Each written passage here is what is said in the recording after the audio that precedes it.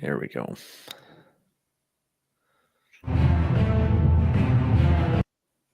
Oops, messed that one up. Welcome, ladies and gentlemen. It's a good Saturday morning, despite my technical incompetence, because I have not had a whole lot of coffee yet. Welcome to At the End. Sacrilege. I am Matt, here with Sebastian and Mike, as always. Good morning. And this week we are Hello. at the end of the Golden Man Part 1. We're going to talk some Academy Awards stuff for the 95th Annual Academy Awards. But first, I believe the boys have some music and sports stuff to get underway. We do. Mike, do you want to go first with the music stuff? Sure. Well, Okay. mine, Seb's, and I'm assuming Matt's favorite band this week released a new song, a new video, between the three of us. Apparently, a lot of controversy. Differing opinions. We have very differing opinions on the song. We can even start with the song is called "If Darkness Had a Sun," which, I get the play on words and stuff, but I don't know. I do like the song title. I think that's very poetic, and I love the song title. Okay, what if you called it just Temptation? Could you? He says it 14 times in the song. Now, I like this. Well, the problem is the song title doesn't fit the song. Like, it's a great song title, but like Temptation fits the song structure more. Yes. Because it's a simple song. There's not a lot to it, right? But If Darkness Had a Sun evokes for me an image of like Fixer or Outlaw Torn, or like a long drawn out epic journey, right? So it's kind of a misleading title for me, because I feel like it should be a different song than what we got with it. Do you know what I mean? Yes, and I feel the same about Screaming Suicide. It's like a happy party riff, and then now we're talking about suicide. It's just, I don't know, the song titles to me are weird. Yeah. So with this record, Lux Eterna is whatever. That's just a little throwaway happy song, but I love it. But I don't know, Seth, what do you... Like, when you first heard it, did you watch the video first, or did you listen to the song? I didn't watch the video. I've listened to the song a couple of times. I've watched part of the video. So I'll give you my breakdown of the song, and then you guys can agree or not, or disagree, because you'll probably disagree. Maybe. I think the main riff for the song is a 10 out of 10 riff. It is phenomenal. It is such a good riff, and the entire build of the song is so good until it gets to the chorus. And then it just all falls apart after he starts singing the chorus. Like, and it's just had a son, I'm there, or whatever the hell it is. The chorus of a song is meant to bring the entire theme of the song together into like one pop, basically. And I'm using pop as a wrestling term, not as a pop song. Like, it's just meant to like bring it all together, right? And I just feel it's chaotic, and I don't know what I'm listening to. So just for me, it just all falls apart after the chorus. As well, I think this is Kirk's worst solo of the three. I'm just going to interject solo real quick. As far as pop as a wrestling term, for those that don't know, that's a massive positive crowd reaction. That's what happens when the Stone Cold's music hits, or Hulk Hogan hulks up, or whatnot. So Seb's looking for a massive reaction there. Well, you're building to something. You're building to your Act 3, or the end of Act 3 thing in a story. You're building towards like where the entire song is going to, and then it just doesn't connect for me. Like, it really doesn't. They really do double down on that main riff, though, and it is a phenomenal riff. There's a lot of it. It's just that. And so for me, I guess my trepidation going into the album is that we've heard 3 songs that basically double down on one riff, and it's just the one riff that they're just highlighting, right? Do you think that that's a byproduct of them doing this album on Zoom? It probably has to be, yeah. Right, because they're not in the same room hammering it out, taking the actual real time to get, James and Lars are like the ultimate garage band, right? James is in front of the kit, and they hammer up the songs. And I don't know how much of that you can do, staring to a webcam and having your guitar plugged into your computer. Yeah, but other bands have been able to do it better. Through Zoom. So, but Metallica is like a real creature of habit. They have a certain way of doing things, and when they change up that certain way, let's say Saint Anger, sometimes it doesn't work. Well, we've gotten 3 songs that are formulaically like exactly the same, pretty much, right? So, and I know you guys disagree with me, but I still think "Screaming Suicide" is the best of the 3 songs. You guys obviously disagree. I very much so. I think because it's and the reason is, my perspective is because it goes through the most changes and goes through the most. It's more of a journey of a song than any of the other 2.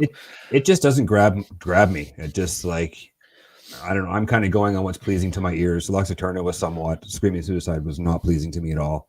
And I really like. You really like the riff.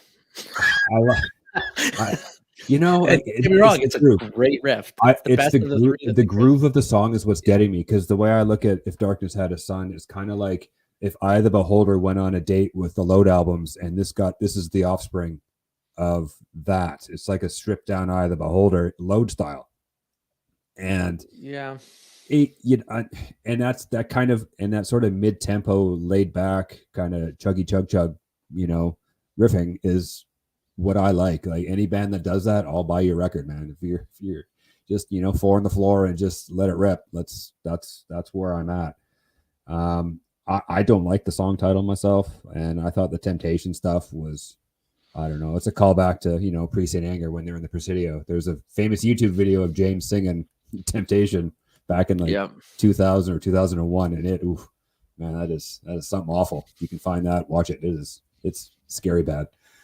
But so when you listen to Kirk's solos, do you get anything out of it? No, or do you just like, here's the solo? So I like the solo, how it started, like when it's kind of got that sort of ambient kind of thing, and then it got, when he started playing super fast, I'm like, you've done this 85 trillion times. And it's like, why? This doesn't even fit. It's like, it doesn't even fit. Like it just, and then it goes back to that sort of, ambient bluesy kind of, let's just bring it, taking it back a step. And that's when it's good. But when he's ripping, whatever scale he's ripping, it's just like, okay, we get it. So, okay, I'll put it to you in this perspective, and you guys may be able to relate to that. Like, for me, a guitar solo in metal songs and rock songs is kind of like the emotional heartbeat of the song. Like, you look at some of the greatest solos ever written, and they basically culminate the entire emotion of the song into like a point where you experience it emotionally. Like, look at November Rain, for example, the ending solo, right? Like, there's a theme in that solo that echoes the entire song, right? So for me, even Master of Puppets, like we were talking about before we went on, right? There is a story being told in the solo, and I think that's what's lost. Mike, you just cut out there. Can you repeat? There's just no story. He's oh, sorry, I said there's just there's no stories being told anymore. He just goes in there. It's a bunch of blues licks layered on top of the other. That's all it is. And there's no that's structure. why I don't know. Yeah. I guess that's why I like Screaming Suicide better, just from a guitar standpoint, because the solo actually says something in that song. Like, there's actually layers to it. It's a journey. But this is it's just a bunch, like, he's done this 100 times, where he just puts pentatonic blues lick over pentatonic blues lick and just strings them together into like an incoherent bunch of, non-thematic passages of guitar work, right? And it just doesn't fit the song. It's just like, oh, let's play this fast. It's almost like Dave Mustaine solos to a certain point. Not quite, obviously not technical, but Dave just plays speed, or Kerry King, right? It's just like, just go in there and, oh my God, like, what the hell's happening? Hey, slightly off topic here, but did you see the Marty Friedman, Dave Mustaine reunite? It was really cool to see Marty on stage. He's so good. Marty Friedman's like the best. God, could you imagine him being the soloist of Metallica? It would be incredible. That dude has kept his chops up over the years. Yeah. Even his solo work's incredible. It is really good. There's some things I saw on TikTok today with Jason Becker.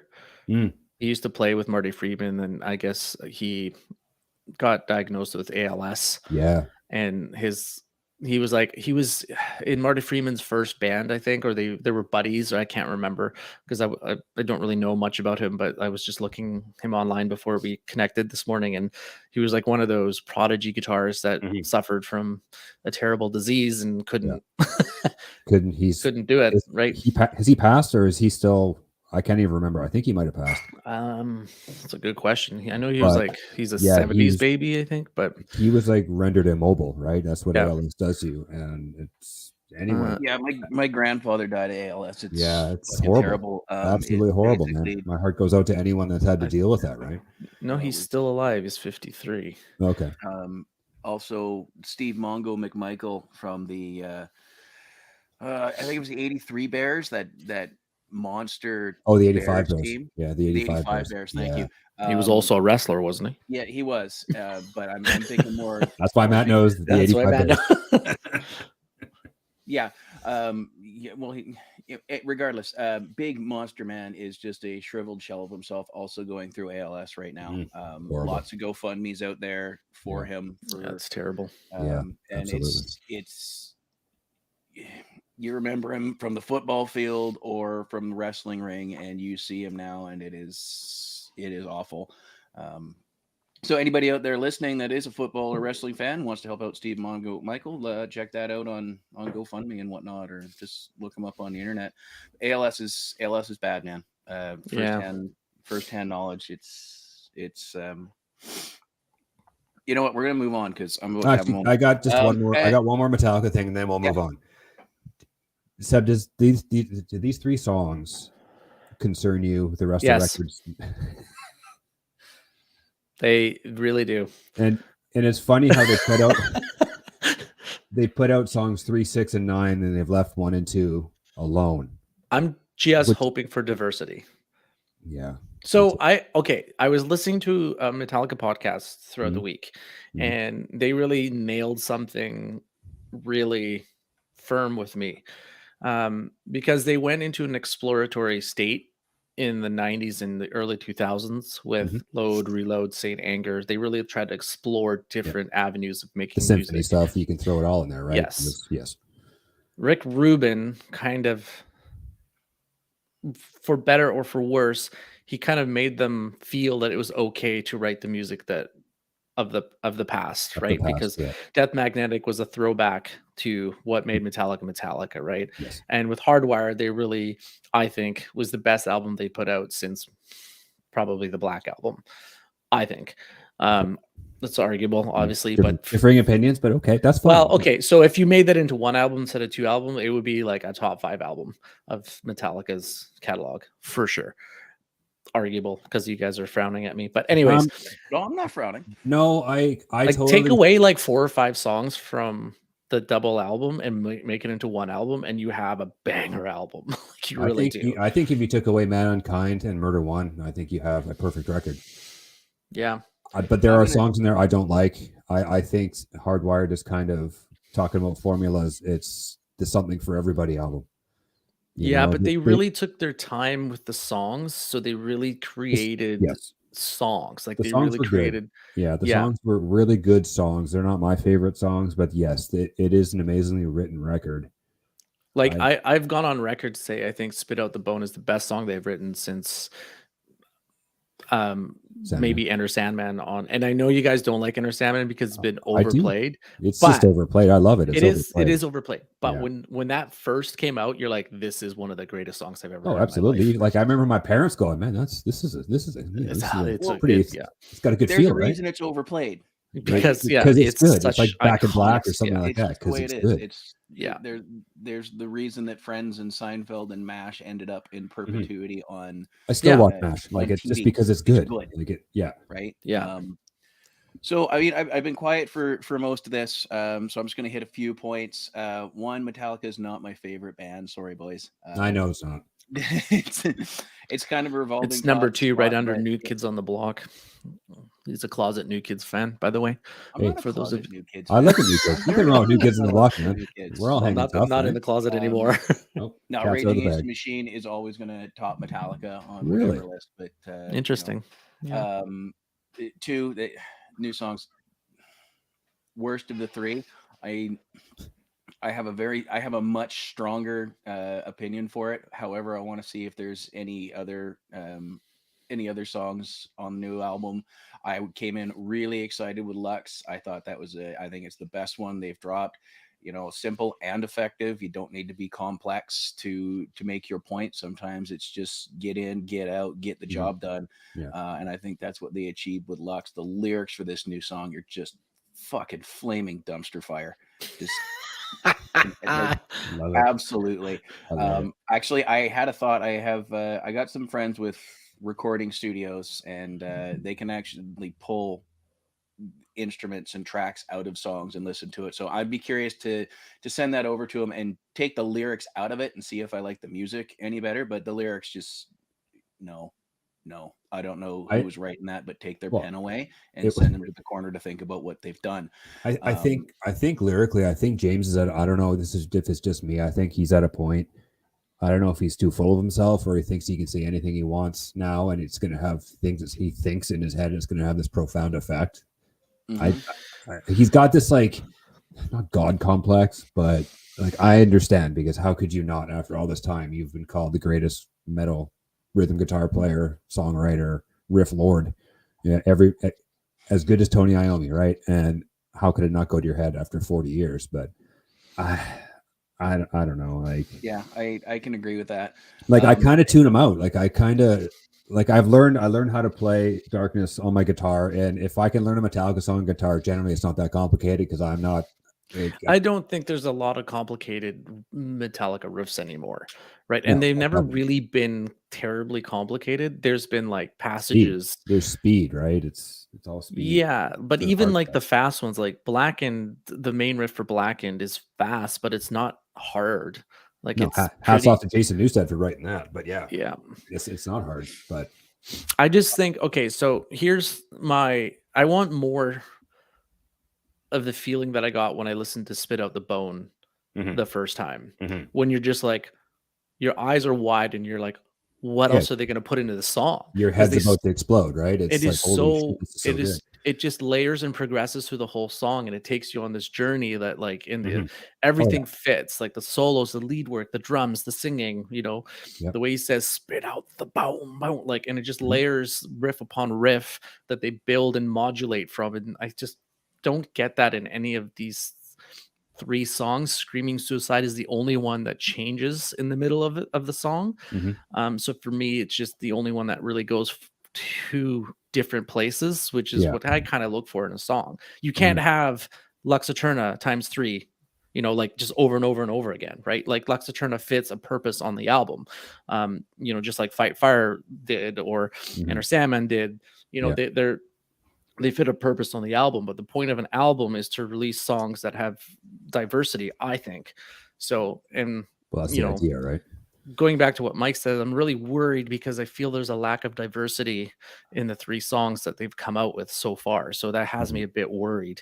Do you think the opening track is going to be like a banger, like Hardwired or something like that? Well, traditionally, they haven't not done that in any album, right? So you'd think it's going to come out with a thrash banger. Do you think they're going to? I think it's not. I think it's going to be like a Fixer type of vibe, something long, something kind of mid-tempo. I don't think definitely it's different then. I think it's going to be definitely different. I don't know. I got no idea. I've heard. We have all heard nothing, right? It's just speculation at this point. But we're like a month and a bit out, and I'm April 13th, I think it comes out? 13th, 14th, or something like that. I'm genuinely kind of worried. I'm frightened. I'm kind of, I don't know. Like, I don't know what to think. Like, this might be a fizzle out of the last album they've ever done. I really hope not, because like you say, Hardwired was so good, and they're too good to lose that skill now. Like, it's because you're getting older doesn't mean you can't write songs anymore, or unless the well's dry, unless you've used it all up, right? You can only write so many riffs in the key of E. Listening to Darkness, I'm like thinking, how many more times can you do an open E in different rhythms over 40 years? And I think this is it, because they packed in a lot of different versions of it in this song too. It's a very like Outlaw Thorn riff too. Oh yeah, like there's room to breathe. It's kind of there's a lot of space in the song, and I'm actually curious. What about the song you don't really like, Matt? Besides the lyrics, you've covered that. Yeah. No, I think I was pretty, and I think, as I said, I'd like to, run that down to a buddy's studio and have him pull the lyrics out to see if I like the riffs any better. We're 20 minutes deep on this, and so the only other note I really have here is you guys talk about Hardwired a lot. I didn't spend that much time with that album. I gave it a couple run throughs. It got stuck in my CD player. I never went back to it. It didn't grab me. Maybe I should. Fair enough. Fair enough. Like I don't go back and listen to it ever. So it's nothing. I don't ever put it on. If I do, I start on like track 7. I damn near wore out Death Magnetic. But Hardwire probably, with the exception of, actually, you know what? Not even that. I've listened to Justice more. Wow. Than I have Hardwire. And you hate Justice with something fierce. I think Justice is the best album they've There's ever. No justice. All right, let's save a little something for April 24th when we have the entire new album. Metallica. 14th. Okay.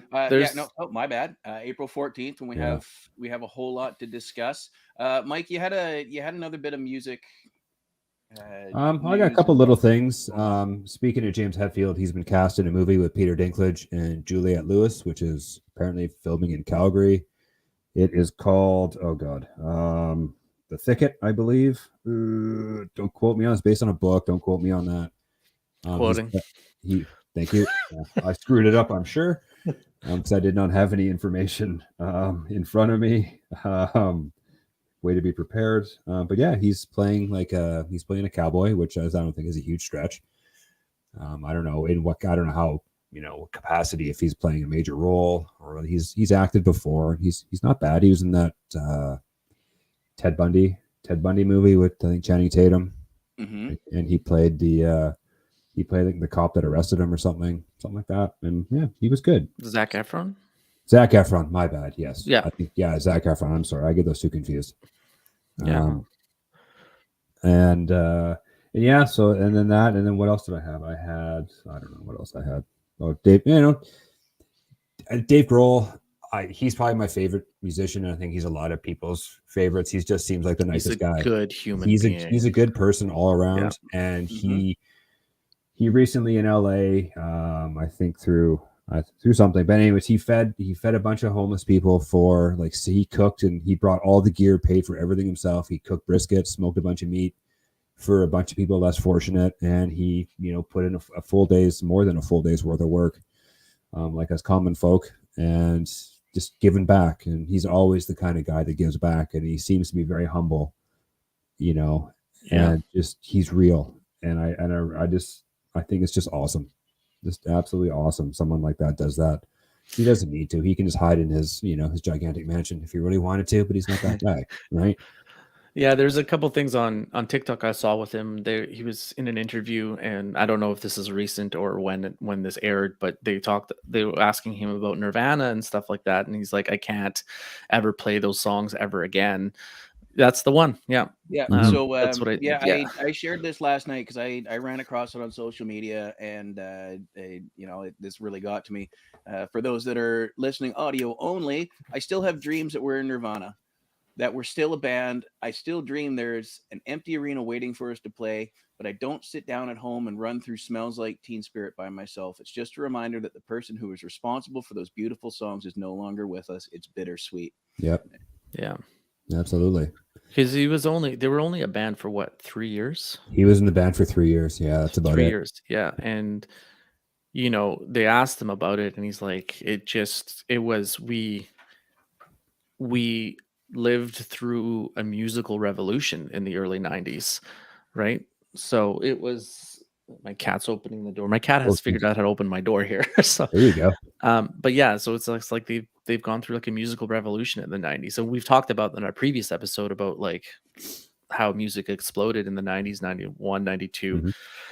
So yeah, he still feels it, which Absolutely. He should, because for all intents and purposes, you and two other brothers were in a band. Yep. So yeah, absolutely. And I don't think Nevermind would have been the album without Dave Grohl if they had the other drummer still playing. It wouldn't have had the same feel. There was a thing where they, I think the bassist was telling the story, where like him and Kurt were just chilling, and then Dave Grohl was like playing guitar beside them, and then Kirk goes to the bass, like, dude, he's a better guitarist than I am. Well, I mean, that's proven true, right? Like, absolutely. And even like Dave was writing songs for the first Foos record when he was still in Nirvana, and Kurt gave him his blessing. He's like, these songs are awesome. They're so good. Yeah, they're not Nirvana songs, but he's like, they are amazing songs, and he really encouraged him to get that right, get it going, and start being a writer and stuff like that. But anyways, we go on forever. But that Hetfield movie is called The Thicket. It's with Peter Dinklage and Juliette Lewis. What was the other thing? And James is about 10th on the call sheet. We also have friend of the show, Sarah, with Dave's autobiography. I've read bits and pieces because as she was reading it over vacation, she kept handing it to me. So I've read quite a bit of it, just in paragraph by paragraph, random page by random page, and there's some hell of a stories. I have it sitting on my counter. It's not very expensive, so if you want some good stories, go grab this autobiography. Cool. I do plan on getting into it at some point, I swear to God. If not, Sarah's going to turn it into a suppository. Nice. That ought to feel good. All right. What else we got? Anything happening in sports these days, Mr. Quapitch? Well, today is an exciting day. It's John Jones's return to the UFC. Ooh. So he's fighting for the heavyweight title. He's not usually a heavyweight boxer, but he's going to the heavyweight division on his return.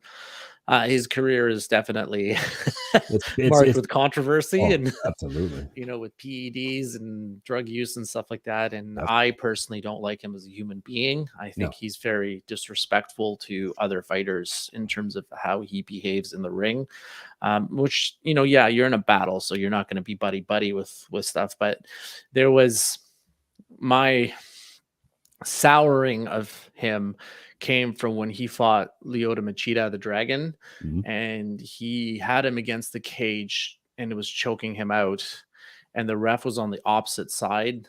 So it was bad positioning by the ref, but he was out, and he was out for quite a few seconds before the ref realized that he was out and broke the fight.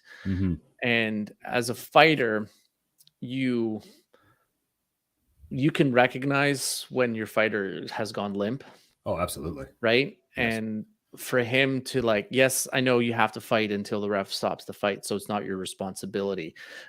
But as soon as the ref called the fight, he literally just let him go, and he dropped him like a sack of potatoes on the canvas. And I have a problem with that, because I think other fighters that respect the art of jiu-jitsu and karate and the martial arts wouldn't have just dropped you like a piece of garbage, right? No. They would have, because you're in the ring and you respect your other fighter, because you're most would let go and call the ref over saying, hey man, he's out, right? Let's stop. Yeah. But even just to drop him like that, because he was completely passed out, he could have broken a leg, he could have broken his neck or something, dropped him exactly wrong, right? So just the way he handled that situation, I was like, you're a piece of garbage. so he was a light heavyweight forever until now. So he'd fight at 205. I saw the weigh-ins. He weighs 248. Yeah. So usually doesn't look like it though. Oh, really? He doesn't look like a heavyweight. He's heavier, right? Yeah. But do you think all that extra bulk is going to slow him down? Because Joan, and he hasn't fought in 3 years. It was 3 years the other day. I hope he loses. I think he should lose. The dude comes and wins, then he does something stupid and gets his title taken away. And then, how many times, I will say this, though. He's definitely good for attention to the heavyweight. And sure. I think fighting in general, whether it's boxing or MMA or UFC or whatever, is always at its most popular when the heavyweight division is relevant. Yes. Because everybody wants to see the biggest guys bang. Yeah. I mean, Vince McMahon had that. 9 times out of 10, it's way more boring than a welterweight or a middleweight fighting, because they're just too big. Yeah. Yeah, usually, but it's the allure of the big men. Absolutely. That's what Vince McMahon made a career out of that, right? He always wanted the biggest men fighting in the ring together, right? That was that not his, one of his No, he wanted things? The quote is, he wants people's heads to turn in airports. Yeah. So if these guys are walking through an airport and your heads aren't turning, then you've lost a bunch, which is why it was such a struggle for guys who are still big. Bret Hart, Shawn Michaels, not small dudes, but when you're looking at them compared to a one-man gang or a warlord or a King Kong Bundy, or of course Andre. He wanted heads to turn, and having been close up with some of these guys, some are mind-boggling huge. Mark Henry's a big dude. Oh yeah. Next year I have a very good opportunity to run into Big Show Paul White on the boat. It was just announced. That'd be and cool. Giant men. And other times you run into guys and I'm like, you're my size. Like they blend in an airport. But yes, Vince did love, and you could tell because most of them were gassed to the tits as well. But you have your here and there. You have your enigma wrestlers like Brock Lesnar who are just like big, agile, which they shouldn't be moving the way they move. I had not at that size, absolutely. Brock Lesnar is the athletic equivalent of was it Weird Science where they put the magazine parts into they amalgamate if you put a fighter different magazine articles of fighters into a machine, you get Brock Lesnar. Yeah, it's disgusting. I had the pleasure of standing next to him when I worked at the Roxy. So there was a WWE event in Vancouver, and the three people I remember that were there, there's other people there, but from recollection was Brock Lesnar, who basically never moved out of the corner of his booth because we all know he's very introverted and doesn't really like to be around people. So to see him in the Roxy, but this would have been in 2002 or 2003, so pretty early on in his career. Yeah, so he was probably doing that because he's in his early 20s. The coach was there. Yep. And who was the disco guy with like the freaking sideburns? Rico. Yeah. Rico Constantino. Yeah. So those three guys were there. So the coach was definitely the most social out of the three of them. So he was like vibing with people and just chatting all the time. And then Brock Lesnar, I don't think said a goddamn word. He just stood there just sat there in the corner. Yeah, Brock's a very introverted guy. I mean, you hear some stories when if he's going out with people that, he likes and he respects and he can sit and have a conversation with. He doesn't like, notoriously, and doesn't like being out and getting all the attention. But, again, never met him. And quite frankly, I don't know if I would want to. No. So it's nothing a fandom thing. It's just a respect for this giant man that wants to be left alone. Here's a question for you, Matt, then just as I remember, and also for you, Mike, I guess. Sure. Was Brock Lesnar good for the UFC? Absolutely. Yes. And was that he was kind of the pioneer that bridged those two companies together. He paved the way for Ronda. He paved the way for even CM Punk doing his thing. Wrestling question. Sorry, Mike. No, it's fine. Was Ronda Rousey's debut match one of the best debut matches of any wrestler in the history when she fought with Kurt Angle against Triple H and Stephanie? Because it was way better than anyone thought it was going to be. It was way better than it had any right to be. But you have to look at the talent in the ring, people she was in there with, and then you got to figure backstage. You got I'm gonna guess a Michael Hayes. But she had one of the biggest pops of the event when she lifted Triple H up on her shoulders. That's the thing, though, is they disguised her inexperience very well there. They played to her strengths, where it's like, okay, you're gonna go in there, you're gonna beat up Steph, okay, yada yada yada, but you're also gonna need to go in there and you're gonna need to, Triple H will feed you, do your thing. So the way they constructed it very much hid a lot of her weaknesses, and you see that when she gets into more one-on-one stuff. They hit it the next year as well when they put her in there with Charlotte and Becky. They carried the show for her, and they just said, "Okay, here's your spot." And then absolutely, it was. You're 100% right. It was a great first match. You just have to take into account that she's in there with probably one of the best psychological characters in Stephanie McMahon, who's learned. Triple H, who is trying to run the business. You can see Vince's fingerprints coming in lately, and Kurt Angle, who is, much like Ronda, came out of a very legitimate combat sport and made it work. So, I mean, they absolutely right. Yes, great debut match, but lots of credit to the bells, the whistles, and the agents backstage as well. Yeah. Right. Matt, you bring up something interesting to me because I know I don't follow wrestling, as we all know, but I know Vince is Vince, and I don't particularly like it either, but that's okay. I know Vince is back in a limited capacity, right? And you just said his fingerprints aren't showing again. Is that a bad thing? Are you concerned? Absolutely, yes. Right now, he is reportedly the one that is pushing Brock Lesnar's match this year to be with the 7-foot-tall Nigerian giant Omos. Oh, I know him, and not with somebody like a Walter or pardon me, Gunther, or the rubber match with the final payoff match with Bobby Lashley. Yeah, didn't it just kind of end in a no contest pretty much? So it's like and like they. Now is Vince doing that for like size every couple of years as well? Size on size thing. Yeah. Exactly what we were talking about a few minutes ago. It's that's not cool. No, that's not cool at all. Almost, great potential in the guy, greener than goose shit. And it's just it may or may not work out with guys that size. It's not a given. But it's. And then, of course, every couple of years it props up around this time of year because that's when his contract rolls over. Is Brock done? So those rumors are also flying around. I don't think so, and I'm not feeding into it, but whatever. Okay, so we've covered music. We've covered. I got one more little sports thing. Real quick, the trade deadline just happened for the NHL, so players move around, and I think the Canucks made their trade with Bo Horvat earlier in the month or last month, I guess. So there's not really a lot going on for the Canucks standpoint, but I think one of the most interesting trades that no one is talking about is Patrick Kane going to the New York Rangers, because Patrick Kane's kind of been lost in Chicago for the last couple of years, silently getting points, but like that's a good pickup for the Rangers. Like Patrick Kane is one of the best American players ever to play this game. He's older now, but you're putting him into a situation where he doesn't have to carry the team. Yeah. Do you think the Rangers can beat right now? They do. Yeah.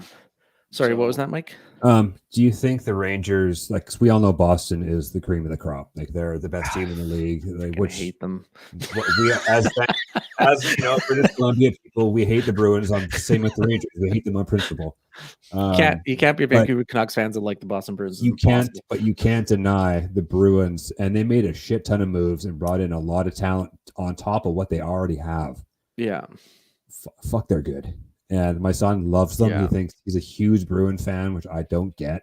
He loves Pasternak. We'll have a conversation with your son at some point. I'm going to sit down and give him a little trying. Talking to. You come up here and please talk some sense into him. He loves the Bruins. Oh my man, are they good. And I like the Maple Leafs are good, fine. They're going to lose in the first round like they always do. Oh, yeah. This is a little bit of a tidbit here. Mike is a Maple Leafs fan. Not anymore. I'm not. I was back in the 90s, not anymore. I like Felix Potvin. I was a big Potvin fan. That was him and Wendell Clark. Those were my guys. Yeah, those are. And Doug Gilmour. I love those guys. And go ahead. You had a thought, Mike. Oh, Mike's glitching out on us here. No, fucking computer. You're back. You're back. You're fine. It needs a break sometimes. It has to pause itself and basically have some sort of seizure, and then it comes back. So the joke trade, the meme trade of this trade deadline with Jonathan Quick to Columbus, who lasted less than 24 hours before they shipped him away, and like all the Columbus people are like, "Oh, your time here was so short, but always memorable." Well, they did that with Kane too, because he was a Coyote for like 10 minutes. Yeah, and because the Coyotes retained a bunch of his salary, so they're like, "Yeah, gone but not forgotten." All the funny shit with that too. Here's the thing, like I'm not familiar with what's going on with Jonathan Quick. Obviously, there is some kind of issue in Los Angeles because they shipped him to the worst team in the league or second worst team in the league. Yeah. So he was pissed, right? Yeah. So he basically said, "I'm not playing for this team," because he wants to be shipped to a contender. It's probably because of the coach, not because they're bad. It's probably because of the coach. Maybe. Yeah, but I mean, Jonathan Quick is like one of the best goalies in the league, like arguably still one of the best goalies in the league. And you're moving him from where LA is sitting second in the Pacific right now. So, there's something going on there. Yeah, absolutely. Which I'm not that to be honest, I'm not that involved in the knowings of hockey this season as I have been before. So I'm just kind of like piecing it together, watching at work when I can. So, but yeah, so that was hilarious just to see him be in Columbus for 5 minutes. And there was 2 brothers traded for each other. That happened yesterday. It's never happened before. Calgary and Phoenix. Yeah. Are you happy with the Toronto trades? I know you're not really a Toronto fan anymore, but I think the O'Reilly pickup, I'm not the hugest hockey that's fan pretty I good. admit, but O'Reilly's a good player. Like, same with Luke Shen. He's a good stay-at-home defenseman. Is it going to help them in the playoffs? Fuck no, because they're going to lose. That's just that team is destined not to win, and that makes me happy.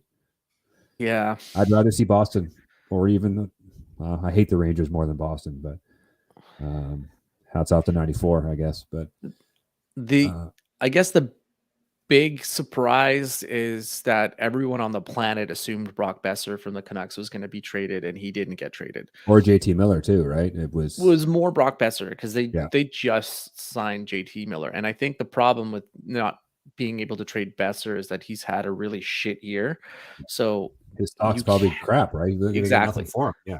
So the Canucks were kind of like, well, the for the Canucks, the one trade that they did make around the deadline is they traded the first conditional pick from the Islanders in the Bo Horvat trade for the defenseman Horank from Detroit, which a lot of people are like, well, why would you ever trade a first round pick? But here's my take on it. So that first round pick is conditional. So if the Islanders pick in the top 12, I think, you don't get their pick. Yeah. So essentially you're trading for a player that's 13th or more in the draft. So you're not going to be getting a top 10 pick for that pick anyways, unless next year you do, which highly unlikely. So, well, they're going to be in the lottery. What if this is the 7.5% chance, baby? Oh, hey, if they can land them Connor Bedard, that'd be pretty cool. So, or doing the old Canuck thing. Oh, Bedard's sitting there, but we're going to pick this guy who's no good, and we'll just take him instead, and he'll never play. That's the Vancouver kind of. Yeah, Matt, I know you don't really follow hockey much anymore, but your Penguins brought back Nick Bonino. Well, hold on there, Baba Louie.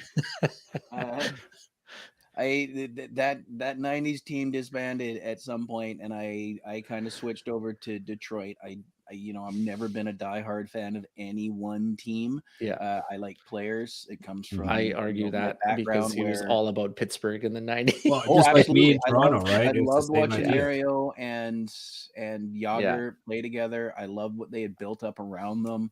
That team was fucking great. Probably the best tandem ever.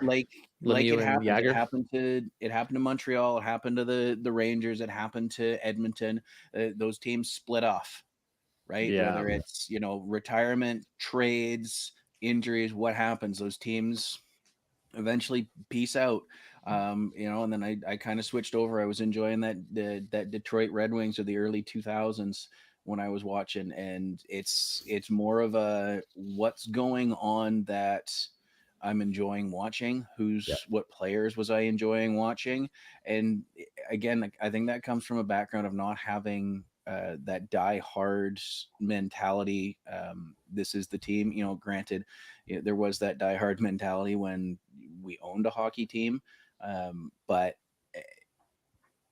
you're watching people split off and do different things. How am I supposed to cheer against somebody that I enjoy watching playing because they're wearing a different color shirt? See, that's sorry, the way it's just not the way it's not the way I was raised to do it. So this happens with any fandom I'm doing. If it's a comic book and I don't like the way the creative team has gone or the writer or the art has gone, well, I'm not going to pick that up. If it's, if something's going on in wrestling, I may fall off being a fan of a guy for a while. Like I used to love Seth Rollins. Now he's fucking irritates me. He's fast forward. And so I think that mentality carries over into a lot of my fandoms where if I'm enjoying it and I'm liking what you're doing, I'm going to follow you. I could hate a character in a comic book, but if Frank Miller's writing it, sure, I'll pick up, Robin. If Frank Miller's writing it, I'll pick up, whatever. Like, I'm going to follow the talent I enjoy, whether he's working for Marvel or DC or playing in Pittsburgh or Detroit or Vancouver or anything. Yeah. So I 100% echo that in the world of soccer. Unless it's on a world stage, obviously I'm cheering for Canada and Poland, but like I follow the players around more so than anything. If there's any one team that I actually do watch is Barcelona, but like people always ask me what's your EPL team? I'm like, I don't really have one. I just follow where the players go and pay attention to the teams where my favorite players are usually. Yeah. So, but hockey's a little bit different because we have it in our backyard here. But yeah. Do you think the art of following it, like being a diehard fan of a team, is kind of going away? Like Matt just said, like you enjoy the players, you don't enjoy the jersey like it back in the day when, oh God, I'm the biggest diehard whatever fan. And I will say yes to every sport other than the NFL. Yeah. I think the NFL is like you're born and bred into that team, and then you're not allowed to change. No. No matter how much your team sucks, you can't change, right? Yeah. Okay. And and you know, like Brady was absolutely beloved in the New England area, and he switched to Tampa, and he's just evil. I mean, look what happened when LeBron went from the Cavs to LA, right? And Miami, like. All of a sudden, everybody turned on him. Like, he's still the same guy doing the same thing, you know. And no, he's a traitor now. He just doesn't want to live in Cleveland. Like, come on. Yeah. I mean, and it's one thing if you get a bug up your ass about the city and you're shitting on them, and you just basically turn on your fans and like fuck this city, you know, whatever. It's another thing. It's like, well, the guy that signed my paychecks doesn't want to sign him anymore. He wants to sign this guy, so I have to move. Yeah. And I think that's something that is overlooked. It comes part and parcel with the job. Any kid in any sport growing up that wants to get to the big time has to accept at some point you're going to have to move, and it's not going to be your choice. Yeah. I mean, you can piss and moan and cry and whine all you want, much like we were just discussing with Jonathan Quick not wanting to go to Columbus, or, you know, look back in the day, Eric Lindros got drafted by Quebec and he got a big case of diaper rash and caused him out of the road. I mean, if you have that kind of clout, good for you. But at some point it's going to be, sorry, Wayne, you live in LA now. Yeah. We're broke. We need money. So you're bye-bye. moving. Yeah. I mean, now obviously Wayne had a more extenuating circumstances. He was on board because of his wife's acting career, which obviously didn't turn out so well. Do you know that the Kings paid the Oilers $15 million? Yeah. And there was a whole bunch of players too that were never they didn't work out to be very good, but Jesus Christ, that's a lot of money. Yeah. But I mean, it's just part and parcel of the game. You're going to have to move, and it flabbergasts me that people can hate on this guy that they spent money on jerseys, they spent money on tickets, they've gone to autograph signings, they've done this, they've watched him play, and then it's like, he's moving, and they're like, well, you're the fucking devil, traitor, Hitler. Yeah, you're dead to me, you fucker. Right? Like, yeah. Like I wonder how many people got a Columbus Jonathan Quick jersey. There's got to be at least a couple people that are, yeah, sweet, we got Jonathan Quick. Let's immediately get a jersey. I don't know if they had time to get out there and order a custom one at that point. But I'm sure there'll be some guy at a Columbus game flashing the Quick jersey just as a joke. Right? Yeah. 100%. Can you imagine? Yeah. Yeah. Especially when Vegas comes to town. Look what could have been. This could have been you. So that I guess that's also a frustration with me. It's like you have a team like the Canucks who have been non-relevant for 12 years, and then you have two teams like Vegas and Seattle who are first and third in the Pacific who've been in the league for 5 minutes are playing for Stanley Cups. You're like, how Kraken are good, man. They're no joke. And there's a thrown together team. It's like, how is their management better than ours, who has been at it for so long? You know, it's part of the expansion rules where, you know, you can only protect so many players, and it's part playing Moneyball. Right? Yeah. It's, you know, you look and it's not a bunch of superstars. There's no doubt the Canucks overpay their players. No doubt. No, like I think since the A's turned around and looked at the stats to fill holes, there's a lot of teams that do it, and I think that's a reason we're seeing LA and Seattle, or not LA, Las Vegas and Seattle come out so hot. Like back, under the old expansion rules, you were going to suck for 5 to 10 years before you got anything. Absolutely. Like the Sharks, the best thing about the San Jose Sharks in the early 90s was their mask. Other than that, it was just And the Senators were the same. You can say that for any of the Lightning when all those teams when they first came in, they were, because of the rules in the day, they were awful. Yeah. And then Vegas got creative and played the money ball and constructed a team. Well, when Vegas and Seattle came in, they had the most advantageous expansion rules to a new expansion team that they've ever had. So it's like you because you really were giving away. They didn't get any first line players, but they got like 18 second line players, third line players. And also, I think that goes to say talent now is much better than what it was 30 years ago. And you have 4 lines that can score now. Yeah, right. It's not just the talent and the general science behind athletic training these days. Let's also take into account that big time sports teams have immigration wired at this point. It is not as hard to get a player out of Europe or Russia, Belarus, or if you're in baseball, Japan, or the Czech. Like it's not as hard as it used to be. Like it is wired. These guys are now. Granted, Russia's probably a little harder these days, but you think? I mean, for the most part, and they got people over there looking. It's much easier to scout when you can have the internet at your fingers. But I got people around I can ask about that directly. Anyways, we're creeping on an hour here, boys. Let's get into it. We haven't even really touched the golden statue yet. I love it. So 95 years. I was not gonna lie to you. I looked it up this morning. I have over here the on one of my screens the Academy of Motion Picture Sciences website itself. Let's see here. Where is it? There it is. 95 years. I was a little shocked. That's I knew crazy. It was up there. I didn't think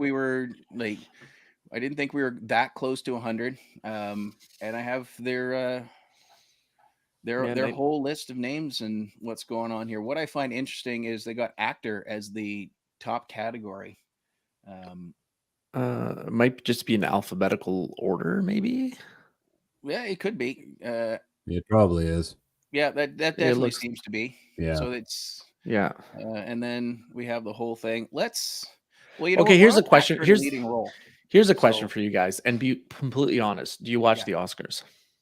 We usually do. It's kind of I'd never see any of the movies. I think we just we don't watch it as much as we used to, but we used to be like when we used to go see all the movies, religious about it. But now you're watching more for the train wrecks and the Will Smith episodes. Now it's kind of what you're watching it for almost.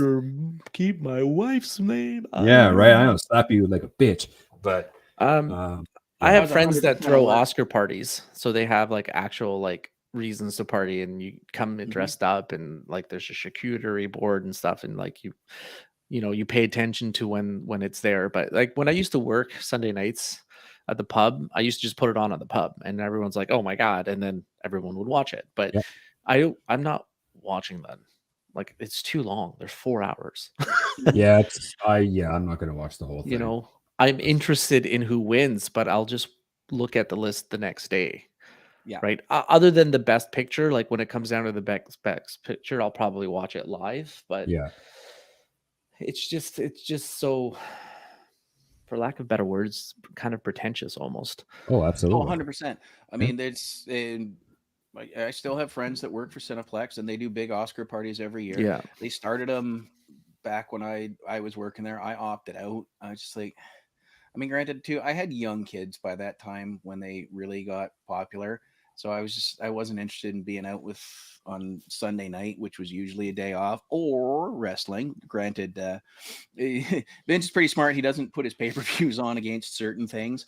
But yeah, it's a lot of pretentious. It's a lot of glitz and glamour for the sake of glitz and glamour. Now, granted, this is the Super Bowl of the motion picture industry.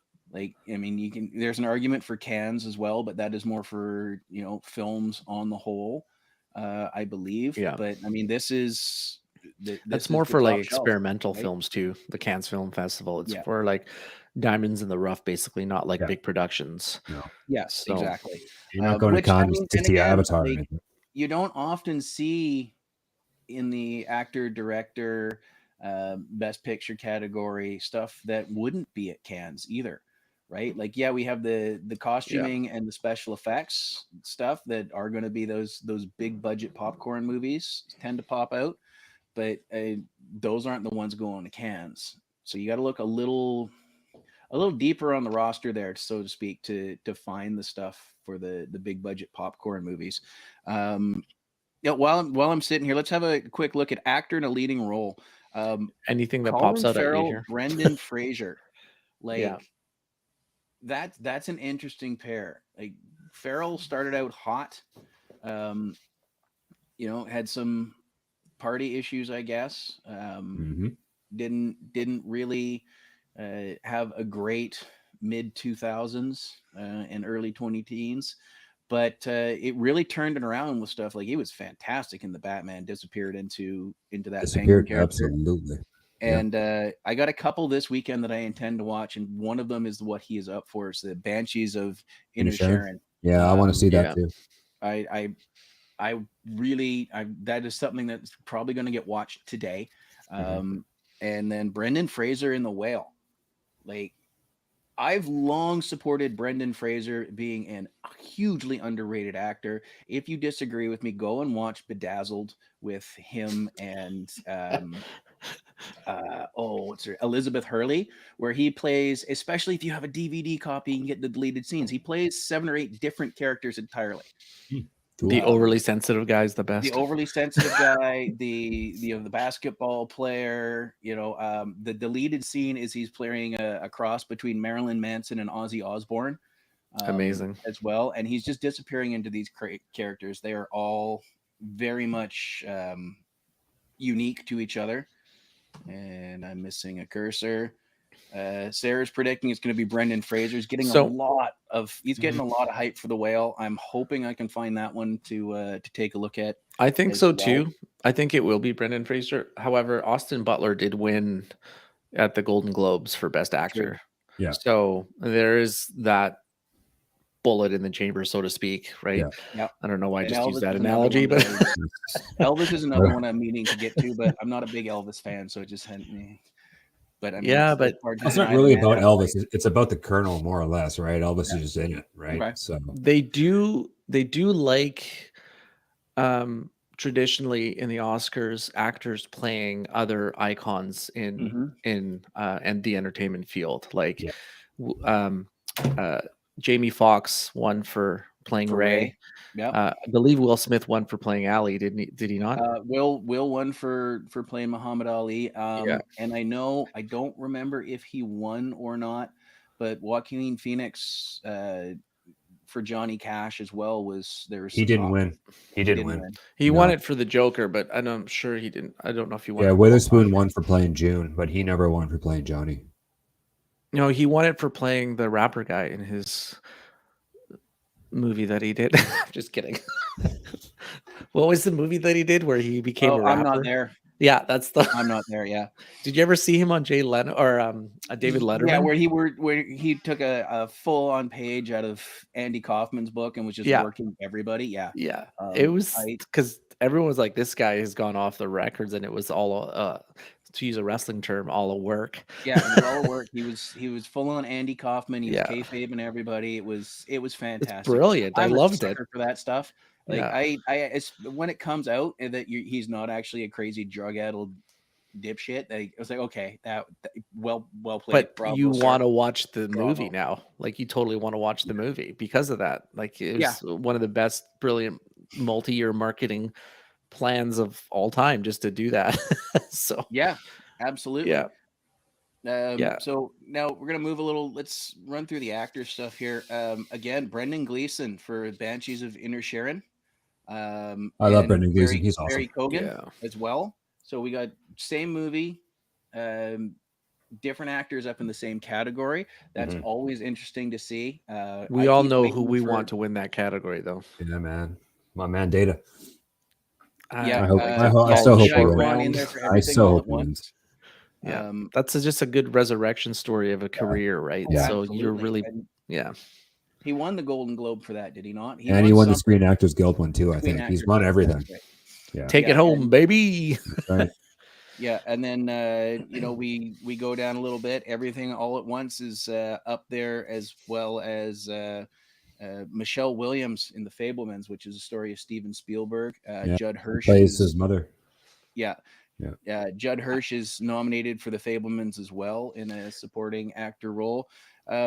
Everything Everywhere All at Once keeps popping up. It has the most nominations, I think. It does. Yeah.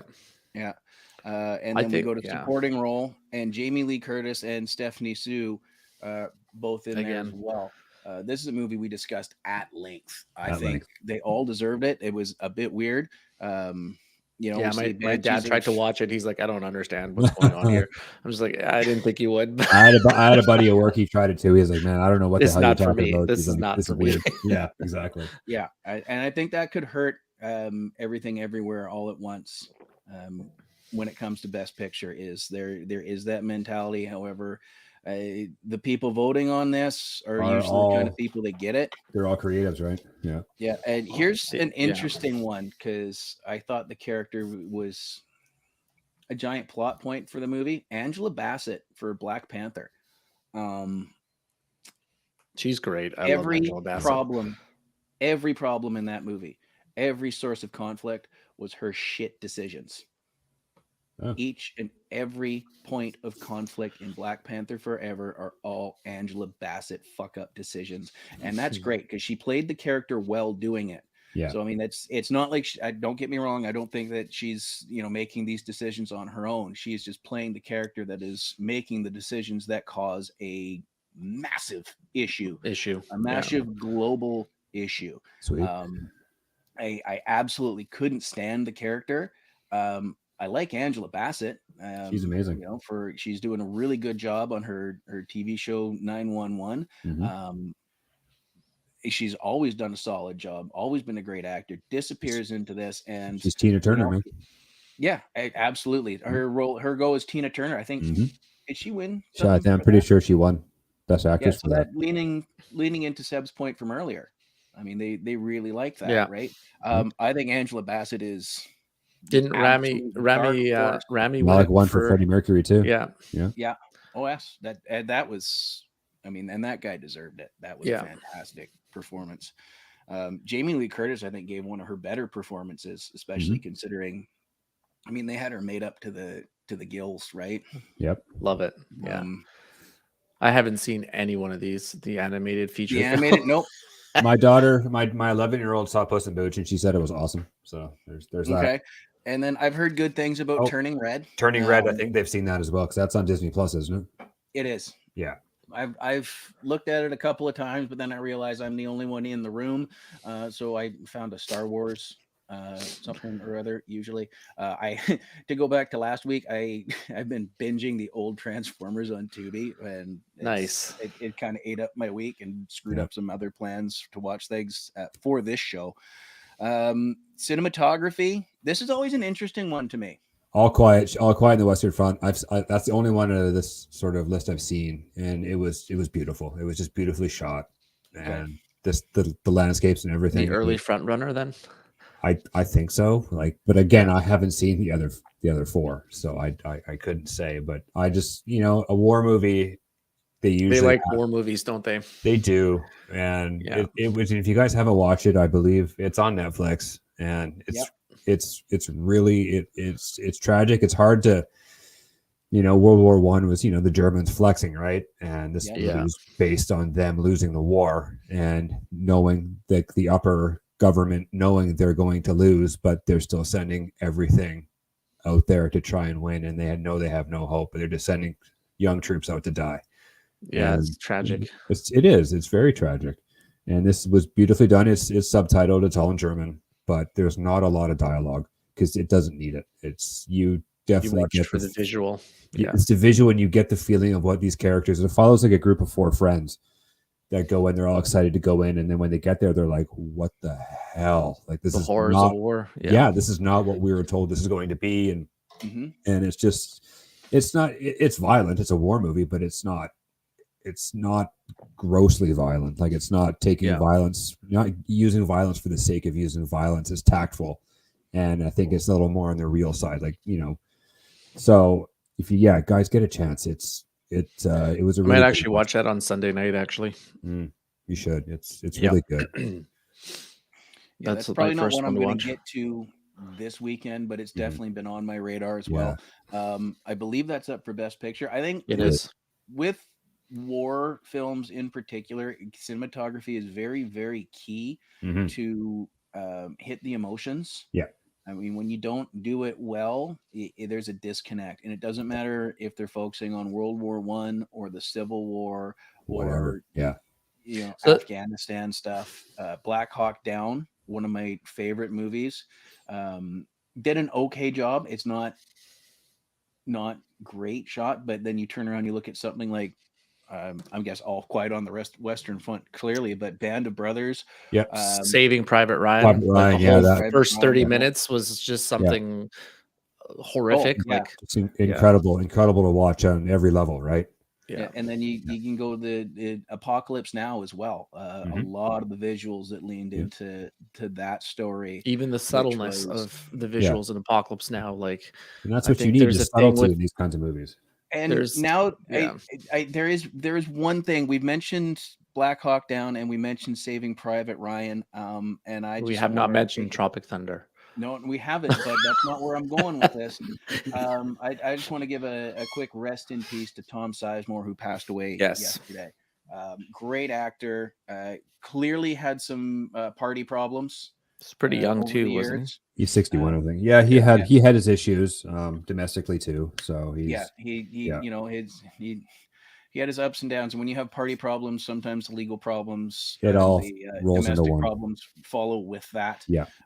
But he did put on a bunch of great performances, some bigger than others, obviously, because you get a reputation with those kind of demons.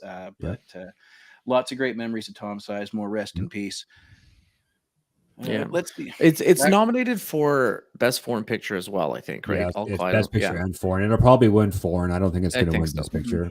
But that would make sense to me if they just gave him the Best Foreign Picture. And but again, I think Parasite was nominated for both, and it won Best Picture. So, did you know that that's like the #1 ranked Best Picture movie ever? I haven't seen it yet, actually. It's Parasite. Awesome. It's awesome. I know. Yeah, it is so awesome. We went to the theater to see it. It was playing in a small theater here downtown, and it was I have awesome. to go see that. I loved it. Yeah, you should. Still putting it off for some odd reason. I haven't seen it either, but what I heard about Parasite is it's a bit of a bait and switch. It starts off as one thing, and then it really leans into like a horror or a thriller sci-fi sort of thing. Is that about?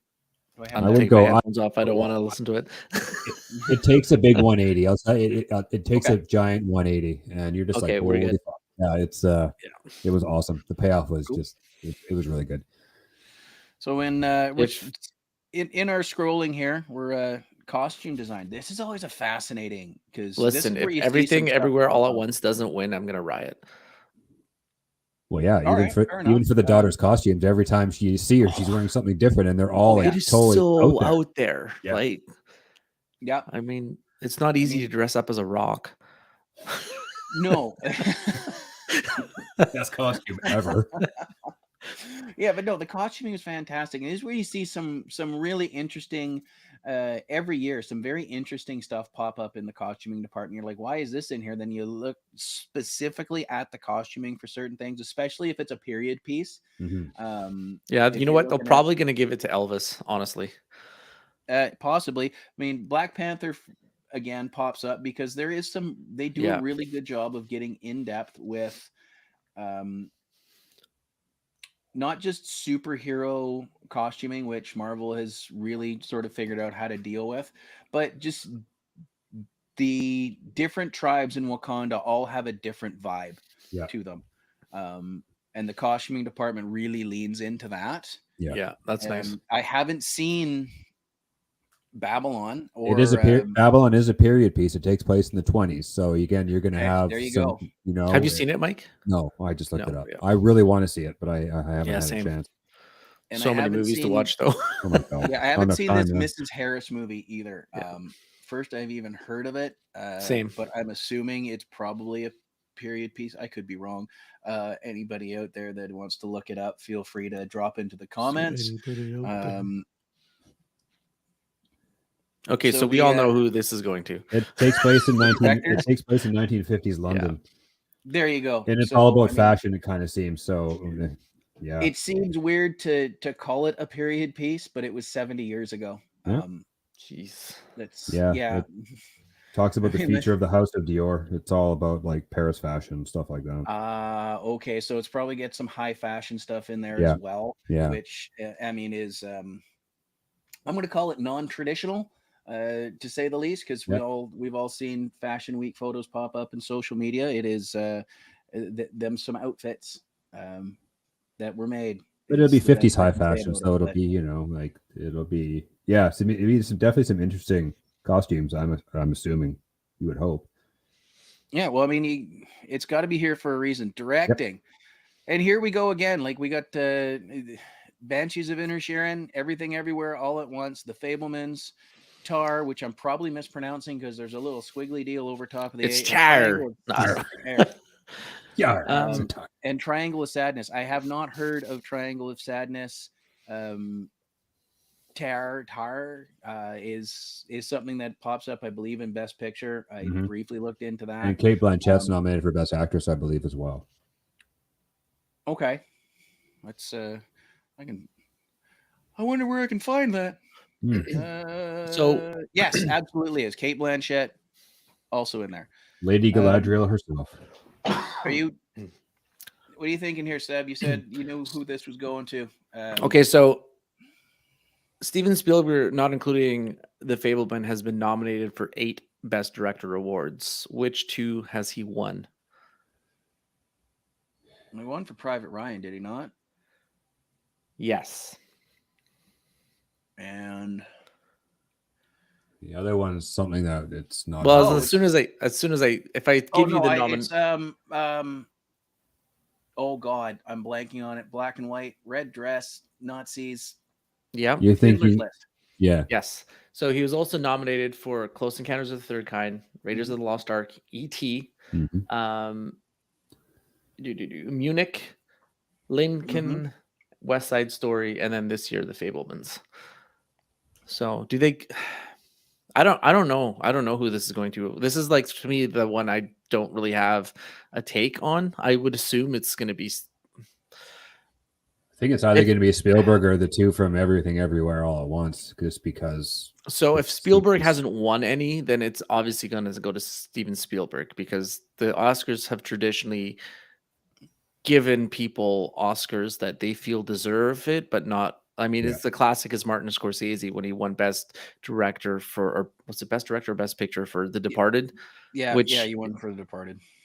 But I don't think it should have gone to that movie. After 70 years, here, take your Oscar and go away. Exactly, right? So, sometimes you just you're up against you're in just an absolutely well-stocked crop of films too, right? In any category. I mean, we can go on. How many times did DiCaprio not win, right? But I mean, when you look at in his category, it's very much the old saying about the Olympics: the difference between first and last in some of these races are 3 decimal places of a second. Didn't DiCaprio win for Revenant? He did. Yes. So I think that was kind of like for me, because I didn't like the movie. It was more of a Scorsese thing. Like, here's your Oscar and just go away. Just that's enough already. He was much better in Django Unchained. I thought, no, it wasn't amazing. We're fighting. We're Friends fighting. off. That's right. But they give it. They give it to him. A pair of gloves downstairs. I got a couple of pairs. Driving down. It is UFC together, and we'll just duke it out. Even though all the highways are like closed and everything, I can't get down there. But I'm coming. To him, the one time Leonardo DiCaprio has traditionally played kind of almost degenerate characters. Like, look at him playing. What's his name? Is it John Candy? Or John Cotton, or whatever, the cotton guy in Django Unchained. He plays the Wolf of Wall Street guy, which is not a likable character on paper. So they don't give Oscars to unlikable characters. But the second he played the hero in The Revenant, traditionally, I should say. So, yeah, because I wouldn't call the Joker a likable character, but I mean, yeah, it's true. I don't think they could have not given it to Heath because one hell of a performance, but it was look what also happened, kind of it kind of a sad story involved in it. And so if he never passed, do they give it to him? Nope. I think you're right. We'd have to look and see who else was nominated in that category to see, right? To give it a real good comparison. Yeah, I think that kind of skews the opinion a little bit, or for the voter opinion on the people that make those decisions, right? But at the same time, he was amazing. Like he disappeared into that character, and you had no idea that was actually Heath Ledger, right? He was just you forget you're watching an actor. Absolutely. I'm not shitting on his performance. I just think, I mean, it was a tough crop that year. I just think the extenuating circumstances really leaned on everybody's heartstrings when the voting came around, and he didn't not deserve it. I just think it would have been a much different story, because action movies, and especially comic book movies, don't get the recognition they sometimes deserve. You do generally see them in the special effects, in the costuming, running, but you don't normally see them in Best Actor, Best Picture, Best Supporting, in the big five. I think the extenuating circumstances there, on top of just a phenomenal performance, really, really helped. So international feature film, or I guess we're not saying foreign film anymore. Shout out to my Polish film there, EO. Yeah, probably. It's about a donkey on this list, so I don't have. It was just more of a yes. All Quiet on the Western Front is in there. It's winning. You gotta assume that's good. If it's up for Best Picture, it's gonna win something. Yeah.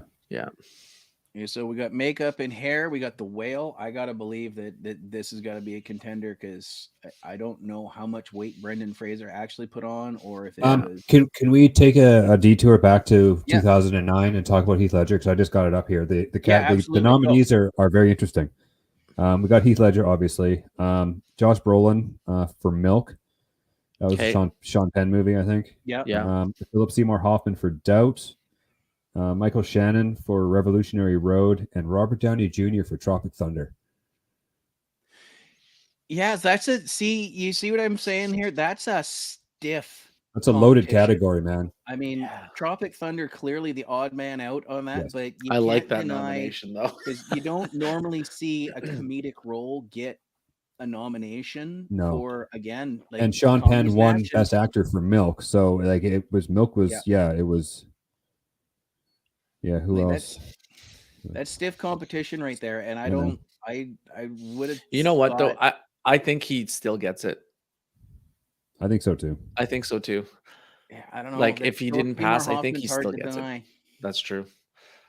Right. That's the year Slumdog Millionaire won Best Picture, and it beat Milk and Frost Nixon, Benjamin Button, The Reader. I mean, that was a great movie. That was a journey of a movie. I really like that movie. Yeah. I don't think I've seen any of those. Benjamin Button was a Fincher movie, right? I think so. Fincher and Brad Pitt, wasn't it? Yeah. I know of it. I don't think I saw anything that year. I think that was the first year I wasn't working for the theaters, so I didn't see a whole lot of movies, period. Let alone get super involved in the Academy Award stuff, because it's a lot easier to see these things when you're doing it for free. No, absolutely. Yeah, and Slumdog won for director as well. Yeah, that was a good movie. It was. Anyway, sorry, I had to just. No, absolutely. And thank you for that. That's because I think that leans into the point of, it was a stiff competition that year. And the heartstrings helped. It did. I absolutely did.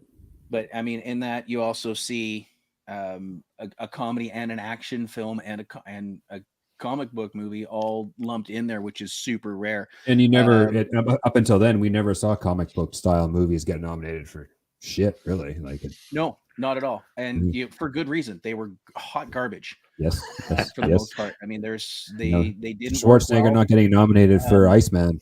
come on, man. Like it's Yeah, tragedy of all tragedies. Every single one of his lines in that movie is like a play on words with ice. Absolutely. It is hilarious to watch it. That leaned right into, 60s, Chill. 70s Batman stuff. Yeah. Yeah, that's what I would call the pre-Frank Miller Batman years. Oh boy. So like the first 40.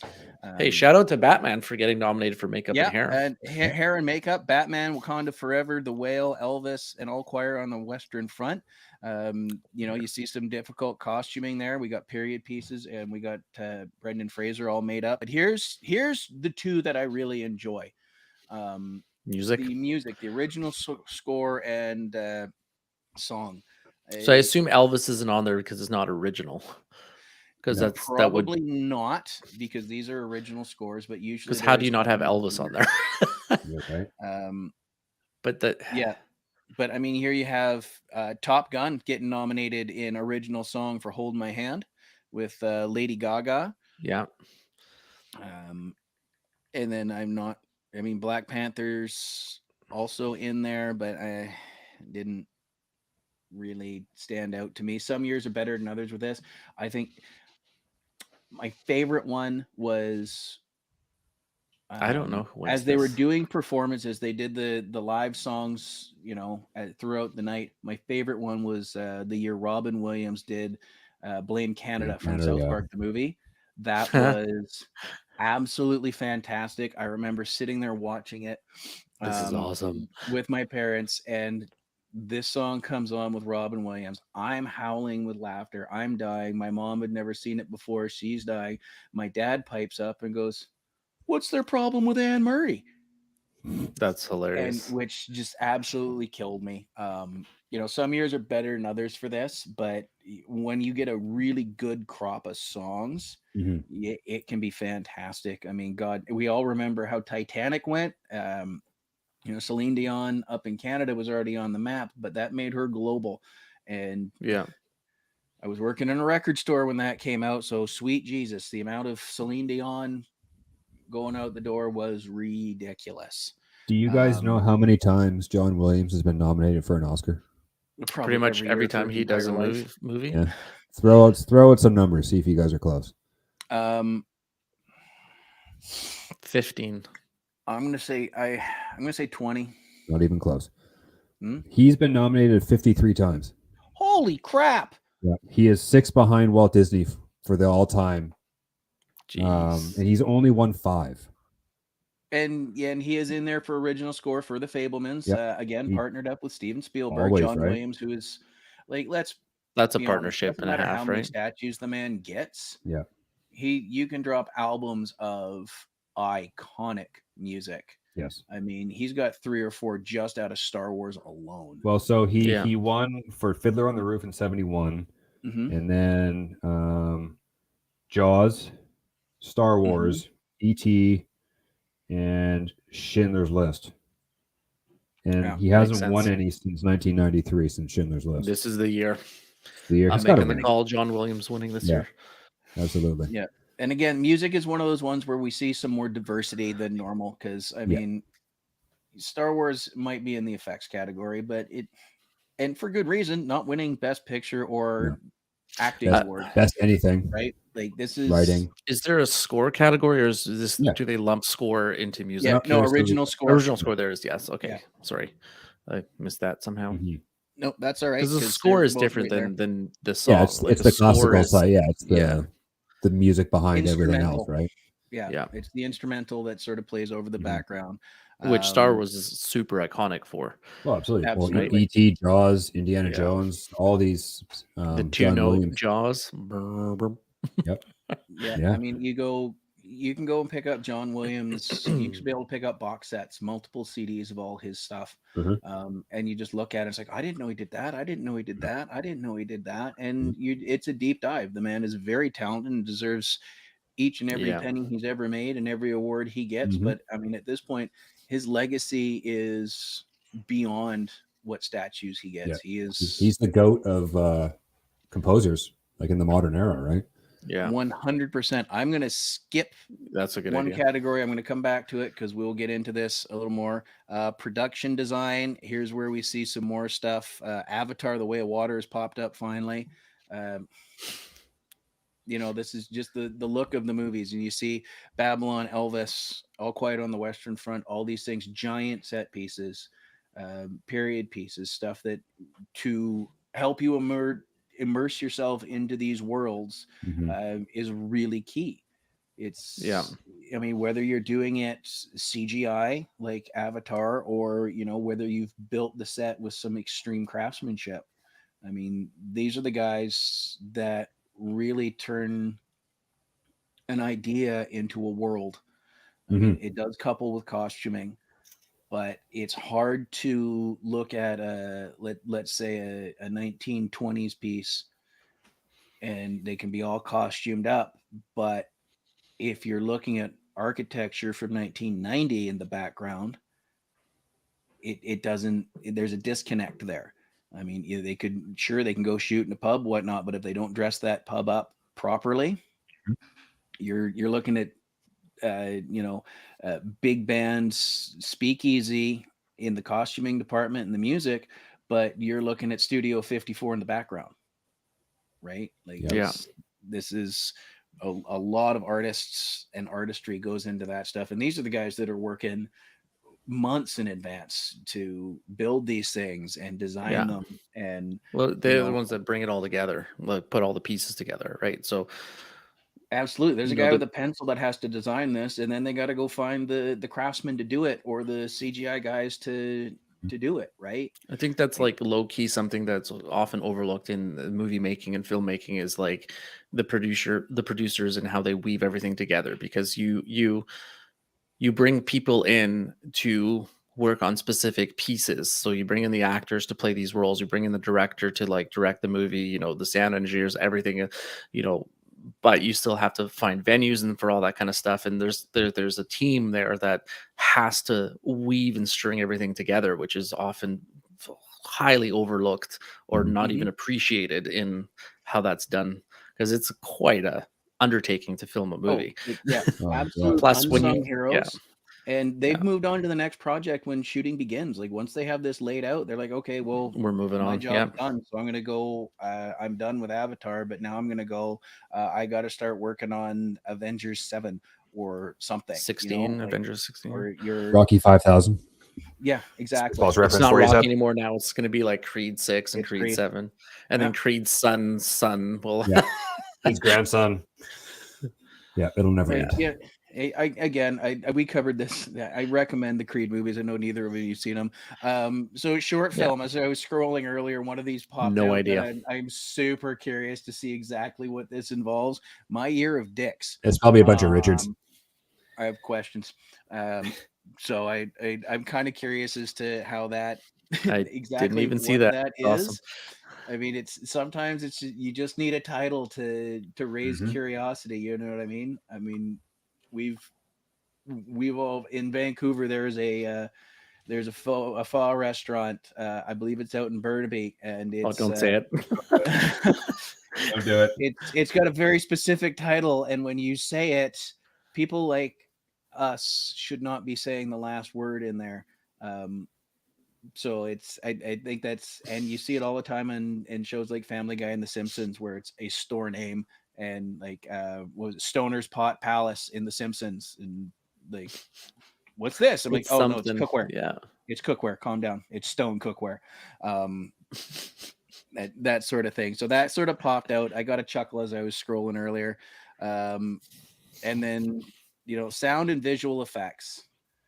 So sound effects, I think, are a lot of people don't realize how much the Foley work goes into this. I mean, we have iconic sounds that have come out. The blaster sound from Star Wars is a wrench on a steel guy wire somewhere in the Hollywood Hills holding up an antenna. Yep.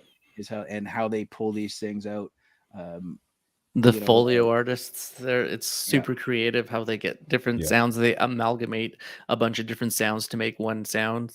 So I remember watching something when it was about Jurassic Park, how they got like the roar and they like combine 3 different animals into one like roar sound. So there's like a lion, a bear, and something else that I believe. Yep. And they just figure it out. Those folio artists. Yep. I mean, Oh yeah. In Terminator 2, the sound of the T-1000 going merging around various things, like specifically in the scene in the mental institution where he's the floor, and when he walks through that the was bars, so it's cool. dog food. It's Yeah. dog food sliding slowly out of a can. Yeah. And that sort of stuff is fantastic. Yeah. I mean, going into wrestling, that everybody's like Stone Cold's glass break. It's 5 different sheets of glass breaking that they've merged into one. Yeah. And it is absolutely fascinating. How do they do this? I mean, there isn't a show out there that has not used at some point those hard heels walking down the empty corridor echoing. That's some dude hitting shoes on a wooden thing in front of a microphone. It even filters into music. Like, I mean, we all know when Metallica did the Black Album, they had a table full of props, and they would just add different sounds. Like I think it was the Struggle Within, where James had a shotgun that's the God talking, that failed. or the God that failed. The I was that just going to sound say in that. it. Yeah, absolutely. So Cool. I mean, it even folio artist stuff, filters even into the music world too, not just movies. Yeah. So, absolutely. I mean, these guys are just fantastic at sort of figuring out what fits. I was watching Transformers, and it occurred to me that a lot of the sounds of the jet fighters they were using are the same sound they used for the TIE fighters in Star Wars. Right? Like, nice. Yeah, so unhear that. But and the sound, like, especially when you're dealing with something like All's Quiet on the Western Front, like that is going to have a lot of combat stuff in it. So you're going to need the overlapping sounds of the tank that's 100 yards off, the artillery that's over the hill, and the rifle that's 2 feet away while the guys are trying to talk. The merging all of this, because and even the movements in the mud and stuff like that, and all the little things, the water coming out of your shoe and just wringing out your socks, and all the when you pay attention to this throughout even your average day period, like, you're making a lot of sounds. I mean, I work in a fairly noisy environment. There's multiple machines and sound processes going on, and you sort of pick them out here, there, and beyond. But when you don't have a quality team for your movie, it's hard to put your finger on it, but there's just something off. Yeah, it suffers. Right? There's it just doesn't work. There's a podcast I listen to called Every Little Thing. I don't know if you guys heard of it. Nope. Okay, so they ask a very specific question, like laser specific, and they go into nauseum. It's the 30-minute episodes to describe these questions. And so one of them was, how do they get that horror movie sound? That like scraping horror movie sound. Yep. And they actually looked it up, and it's called a waterphone, which is an instrument. Oh. If you Google waterphone, it's like how do I explain it? It's like, it looks like there's a bunch of spikes coming out from like a little plate, and then like you play it. And so that's the iconic sound of like that scary movie, like shing sound, is created from a waterphone. So they did a whole episode about folio sounds, basically. So if anyone's interested, go check it out. Yeah, but it's fascinating. Oh, that's cool. Yeah, I'm just reading about it here. This is really neat. Yeah. Mike's new instrument purchase is now a water. It's also known as an ocean harp. Ocean harp, yeah. Yeah. Cool. Yeah. Oh. I mean, yeah, and it just sometimes the random things they do to find these sound effects, like I mentioned the wrench on a guy wire for Star Wars, the blaster sound. Like, how random is that? Like, these guys are just going out into the world going, oh, that's an interesting sound. They need to be super creative to like even 100%. dream of like what possible sounds could make, right?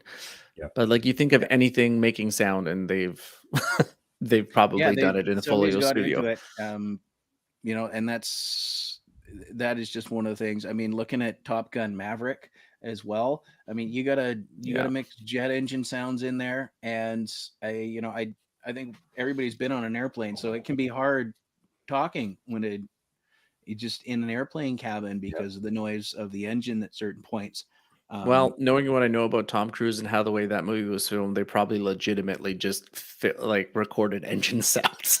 Yeah. Oh, 100%. Oh, yeah, 100%. I mean, in a previous job as a security technician, I would be working at a couple of places near YVR, and we were working next door to a jet engine testing facility.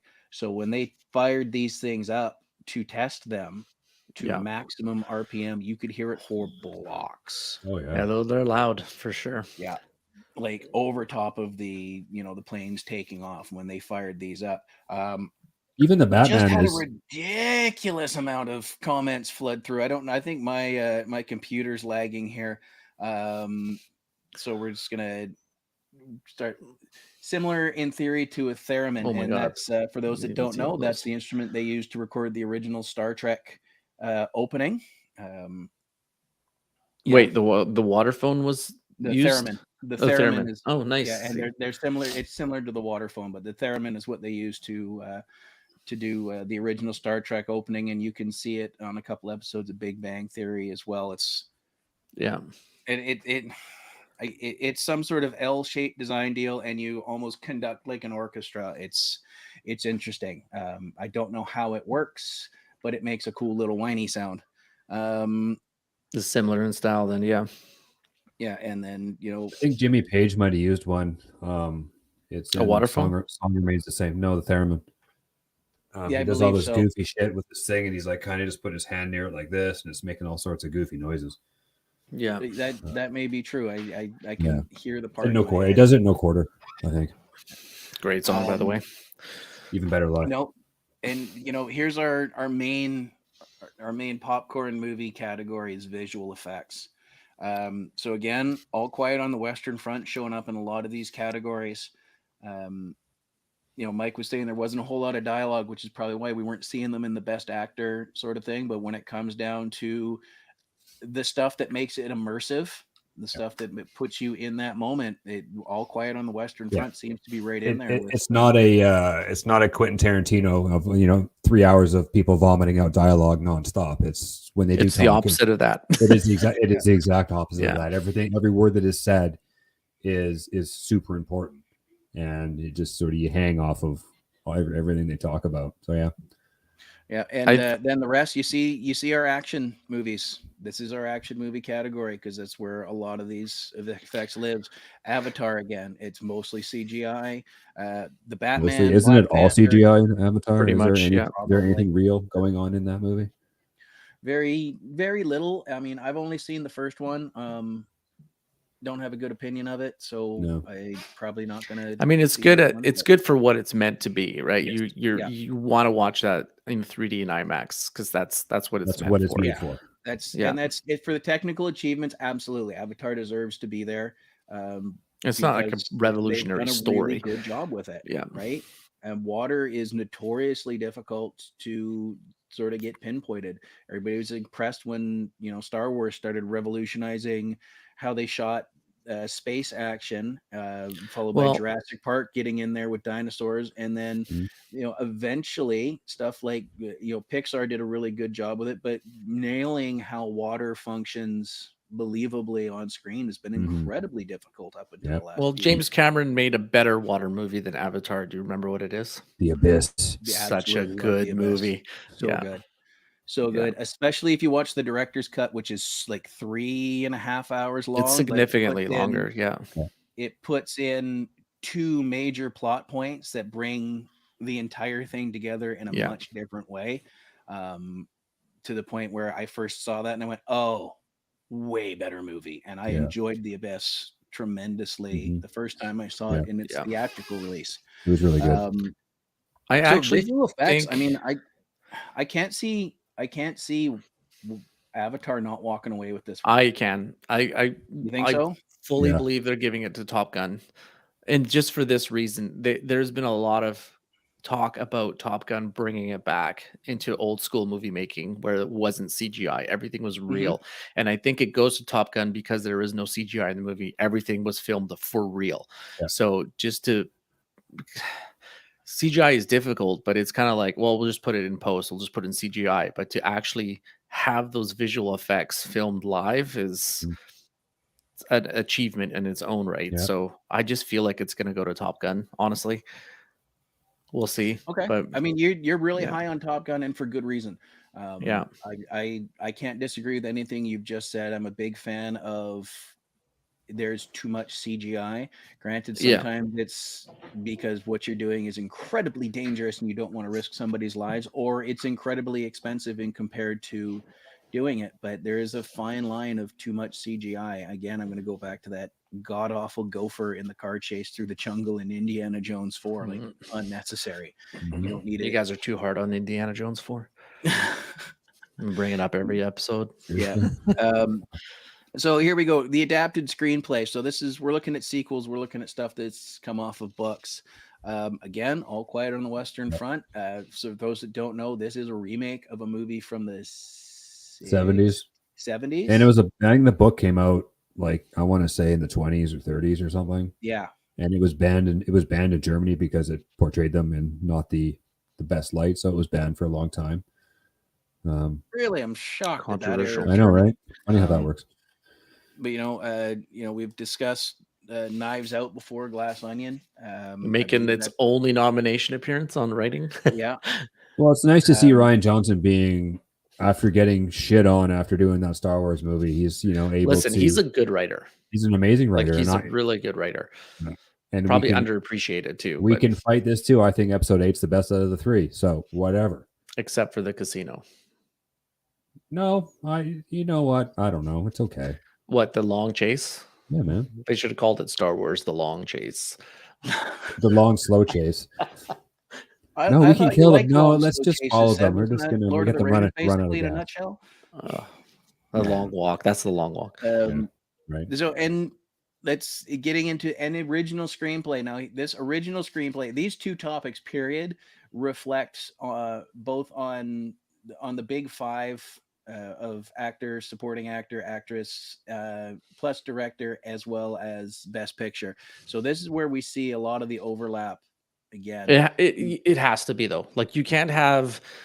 Oh no, absolutely. Very rarely do you have like a best actor nomination without the screenplay being nominated as well. Because in order to get most of the time, I believe, in order to get a best actor nomination, you have to have the words there written for you, which tell a great story. There you go. So so this would have been so Sarah just said the All Quiet on the Western Front. The novel was in 28. The first movie was in 1930, and then there was also another movie in 1979. And so this is a remake of a remake, I guess, or it just goes back to the original story. So yeah, and this is one of these things where there's a lot of time that has passed between these. So sometimes a remake, you may not want to see it. But at the same time, if enough time passes in between, and they do a good enough job, it can work out. This one was done right. They did it justice, I think. Yeah. So, and you can see that anywhere. You see it in music. I think the most notable case there is a Dolly Parton hit that was in a movie called The Best Little Whorehouse in Texas. Became one of the biggest hits in the 90s when Whitney Houston covered it, and I Will Always Love You. Oh yeah. It was an original, but some time had passed and it was done very, very well. So I mean, remakes get shit on a lot of time, and there is a case for it when it's done too soon, but when it's done right, when it's been crafted properly, stuff like All Quiet on the Western Front really works. Right? I don't. So when bands cover songs, I think that is given so much more leeway than when films are remade. 100%. Like, people, like, you cover songs as a respect to the artist that you like, and people are like, yeah, cool, let's hear this. But I guess you're also only looking at 5 minutes of a song, 10 minutes maybe if it's a longer song. How do you feel about an artist re-recording earlier material and putting it out again? It depends on the context of it. Like, if there was legitimate complaint or an issue with how it was recorded the first time, so I'll give you one. they want to reinvent it. Like, the whole new U2 album is just a joke. It is. Okay, I'll give you one. I'll give you another one. Roger Waters has re-recorded Dark Side of the Moon without the rest of the other members, just him basically doing everything.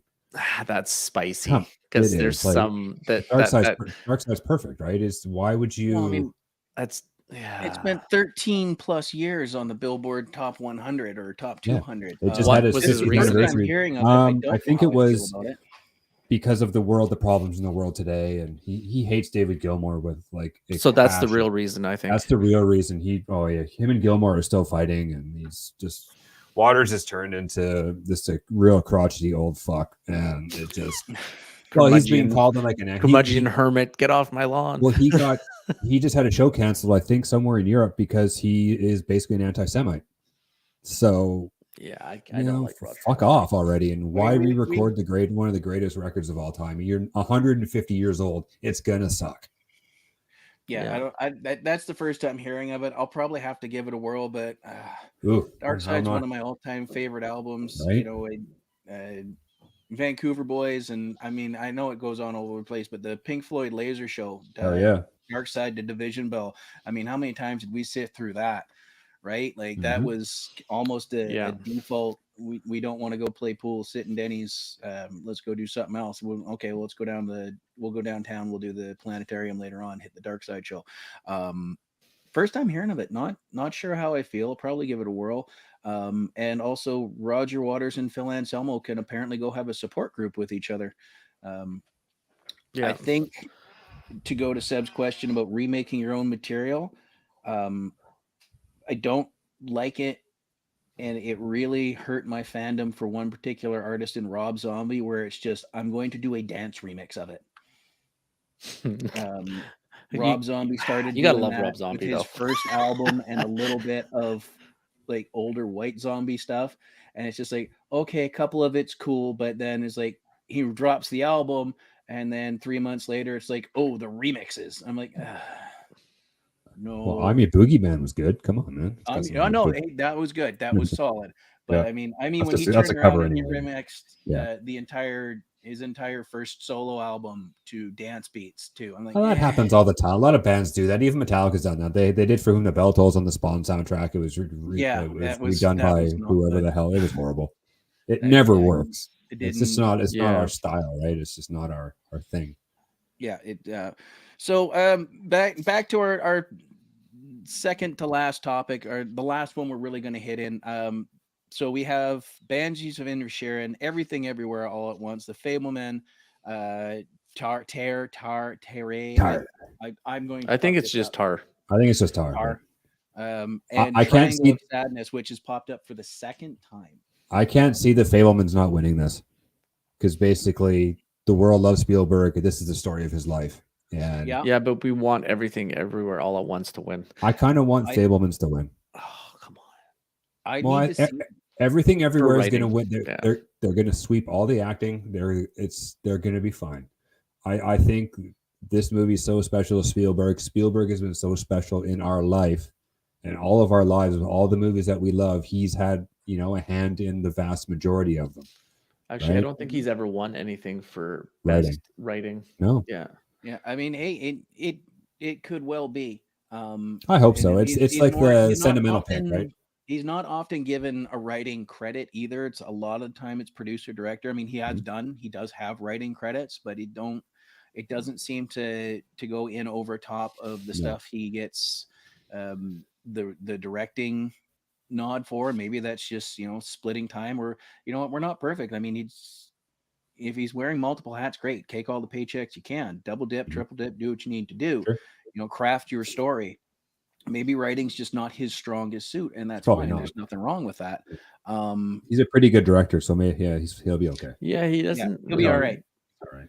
Yeah, he's not going to miss many meals. The groceries are paid for. There's a couple of these that I really want to see before I decide. Like Everything Everywhere All at Once was very complex storytelling. Very easy to screw up with the writing, which they clearly did not. You're dealing with multiverse jumps and stuff like that too, right? So you have to be really like laser focused on the threads of the storylines, because it can all fall apart so easily. So you have to know what you're doing. You have to map everything out. So it's difficult. and it's not just dialogue either. Like somebody had to write in the fact that they are a rock universe. Somebody had to come fighting up with with sausage fingers, right? That was the best. I love the sausage fingers, stuff like that. But I think before I really get into this, I'm gonna have to watch. I want to see the Fablemans. I don't think that's available outside of theaters right now, but I haven't looked in a few weeks. Again, Banshees of Inisherin. I plan on knocking that one out either today or tomorrow because that just keeps popping up on my list. Any final thoughts on these categories before we sort of do a preview of next week, boys? Anything we may have missed?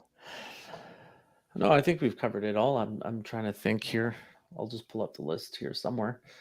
Yeah, you can rent or buy Fablemans off of Apple TV. Okay, cool. I think you can rent most of them, right? Yeah, Top Gun's on Paramount, All Quiet's on Netflix, everything's on Prime. I keep wondering why Elvis wasn't nominated for music. Like, that just surprises me. I haven't seen the movie yet, but it just doesn't seem right. Like, the music categories have one word in there that really takes Elvis out of it, which is original. It's original song and original score. Yeah. And so I would imagine that a lot of the music in Elvis is, you know, stuff from probably not just Elvis, but of the time. So it's all stuff that's been, you know, recorded before, right? Yeah, you might be right in that regard. That one makes sense to me. Again, haven't seen it. It's on my list of things to do this week. So next week, we're going to do a bit of a deeper dive into Best Picture. So we got our up here on the screen. For those of us listening on Apple Podcasts, All Quiet on the Western Front, Avatar: The Way of Water, The Banshees of Inisherin, Elvis, Everything Everywhere All at Once, The Fablemans, Tar, Top Gun Maverick, Triangle of Sadness, and Women Talking.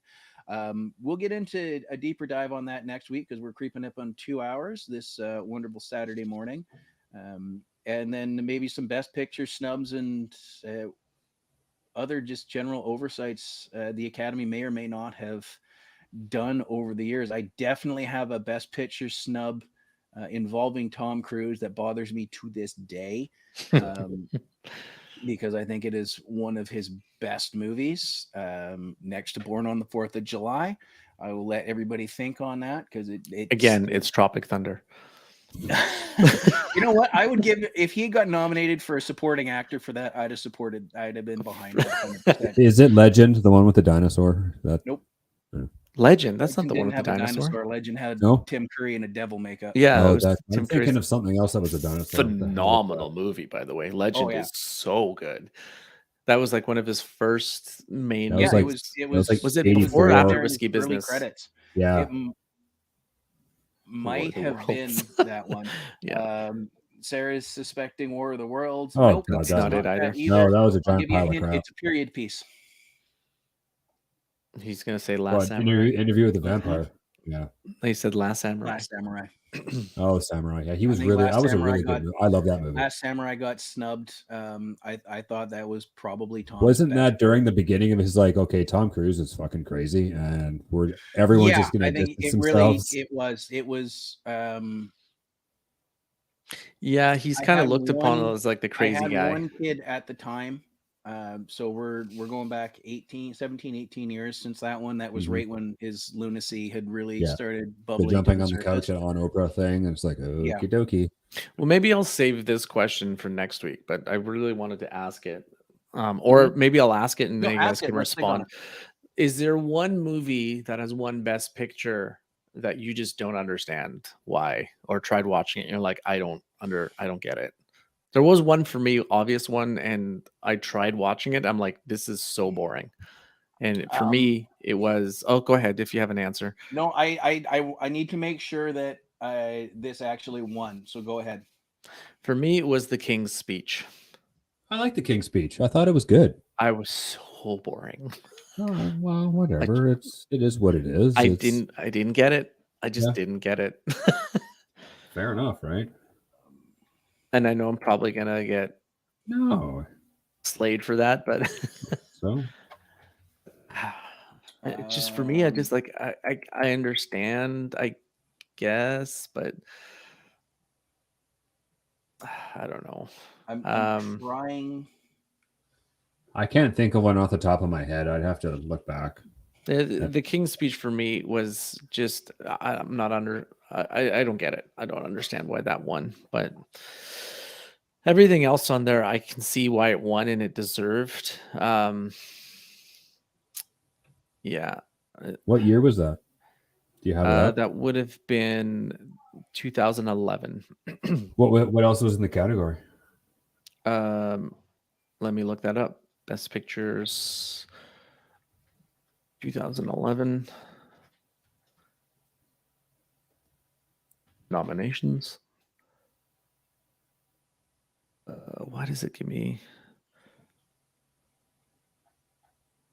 Hold on a moment. I'm looking for it.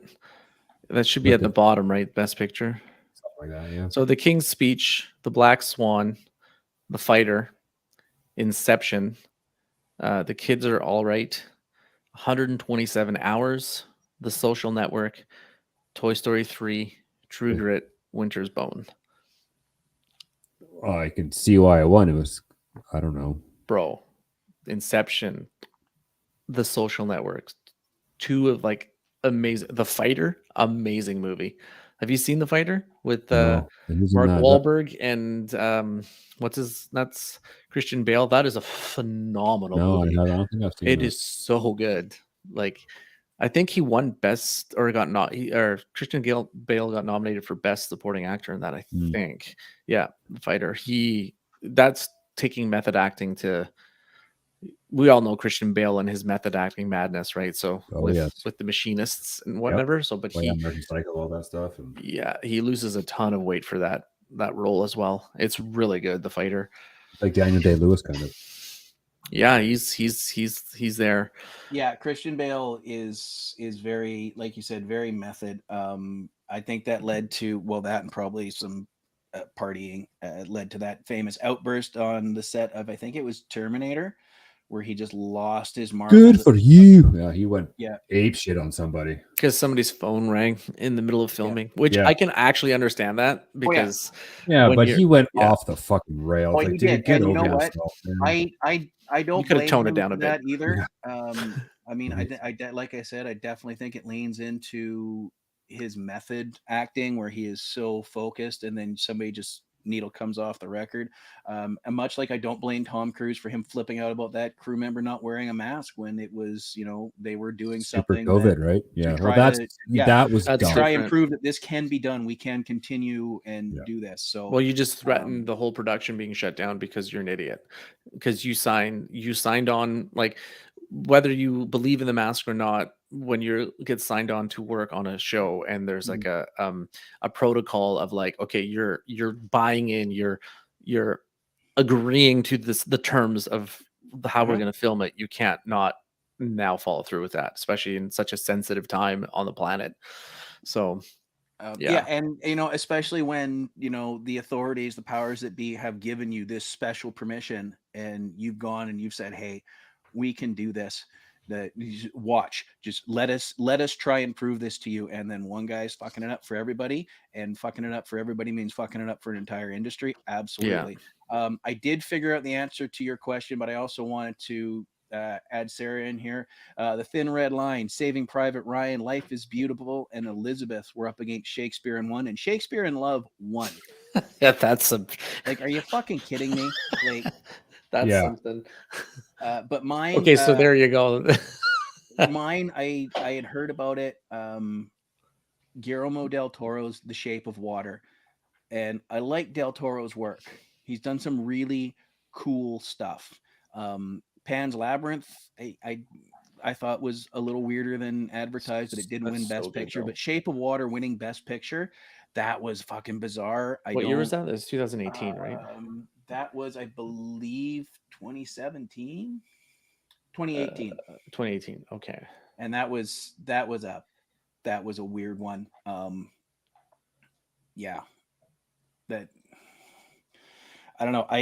Like I said, I like Del Toro's work. I think he's one of the great creature directors of all time and does some really good storytelling, but that is well, it wasn't exactly a a big list of best pictures that year. I mean, Dunkirk was nominated, so that probably should have won over The Shape of Water. Dunkirk was good. It wasn't like the greatest like war movie ever. Get Out was also nominated, but they're not going to give it to a horror movie. No. Although that was a great movie, man. Yeah, it was. I mean, and that done by a guy primarily known for doing comedy at that time. Yeah. Right. All right. Well, we're creeping in on 2 hours. Thanks for hanging out with us, ladies and gentlemen. We covered a lot of ground from sports to music and running through the Academy Awards, which I believe are next week. Join us for our thoughts on Best Picture next Saturday morning. And we will have an announcement on some upcoming topics in the near future as well. But we are scheduled to be on time at 9:00 at the Inn next Saturday morning, discussing the best pictures. Hopefully we've all had a chance to see a few more of these for good, bad, or indifferent. And we'll catch you on the flip side. Good afternoon. And good day, howdy. Still morning, but it's afternoon in some places. It is. Go watch that Ryan Reynolds, Will Ferrell movie.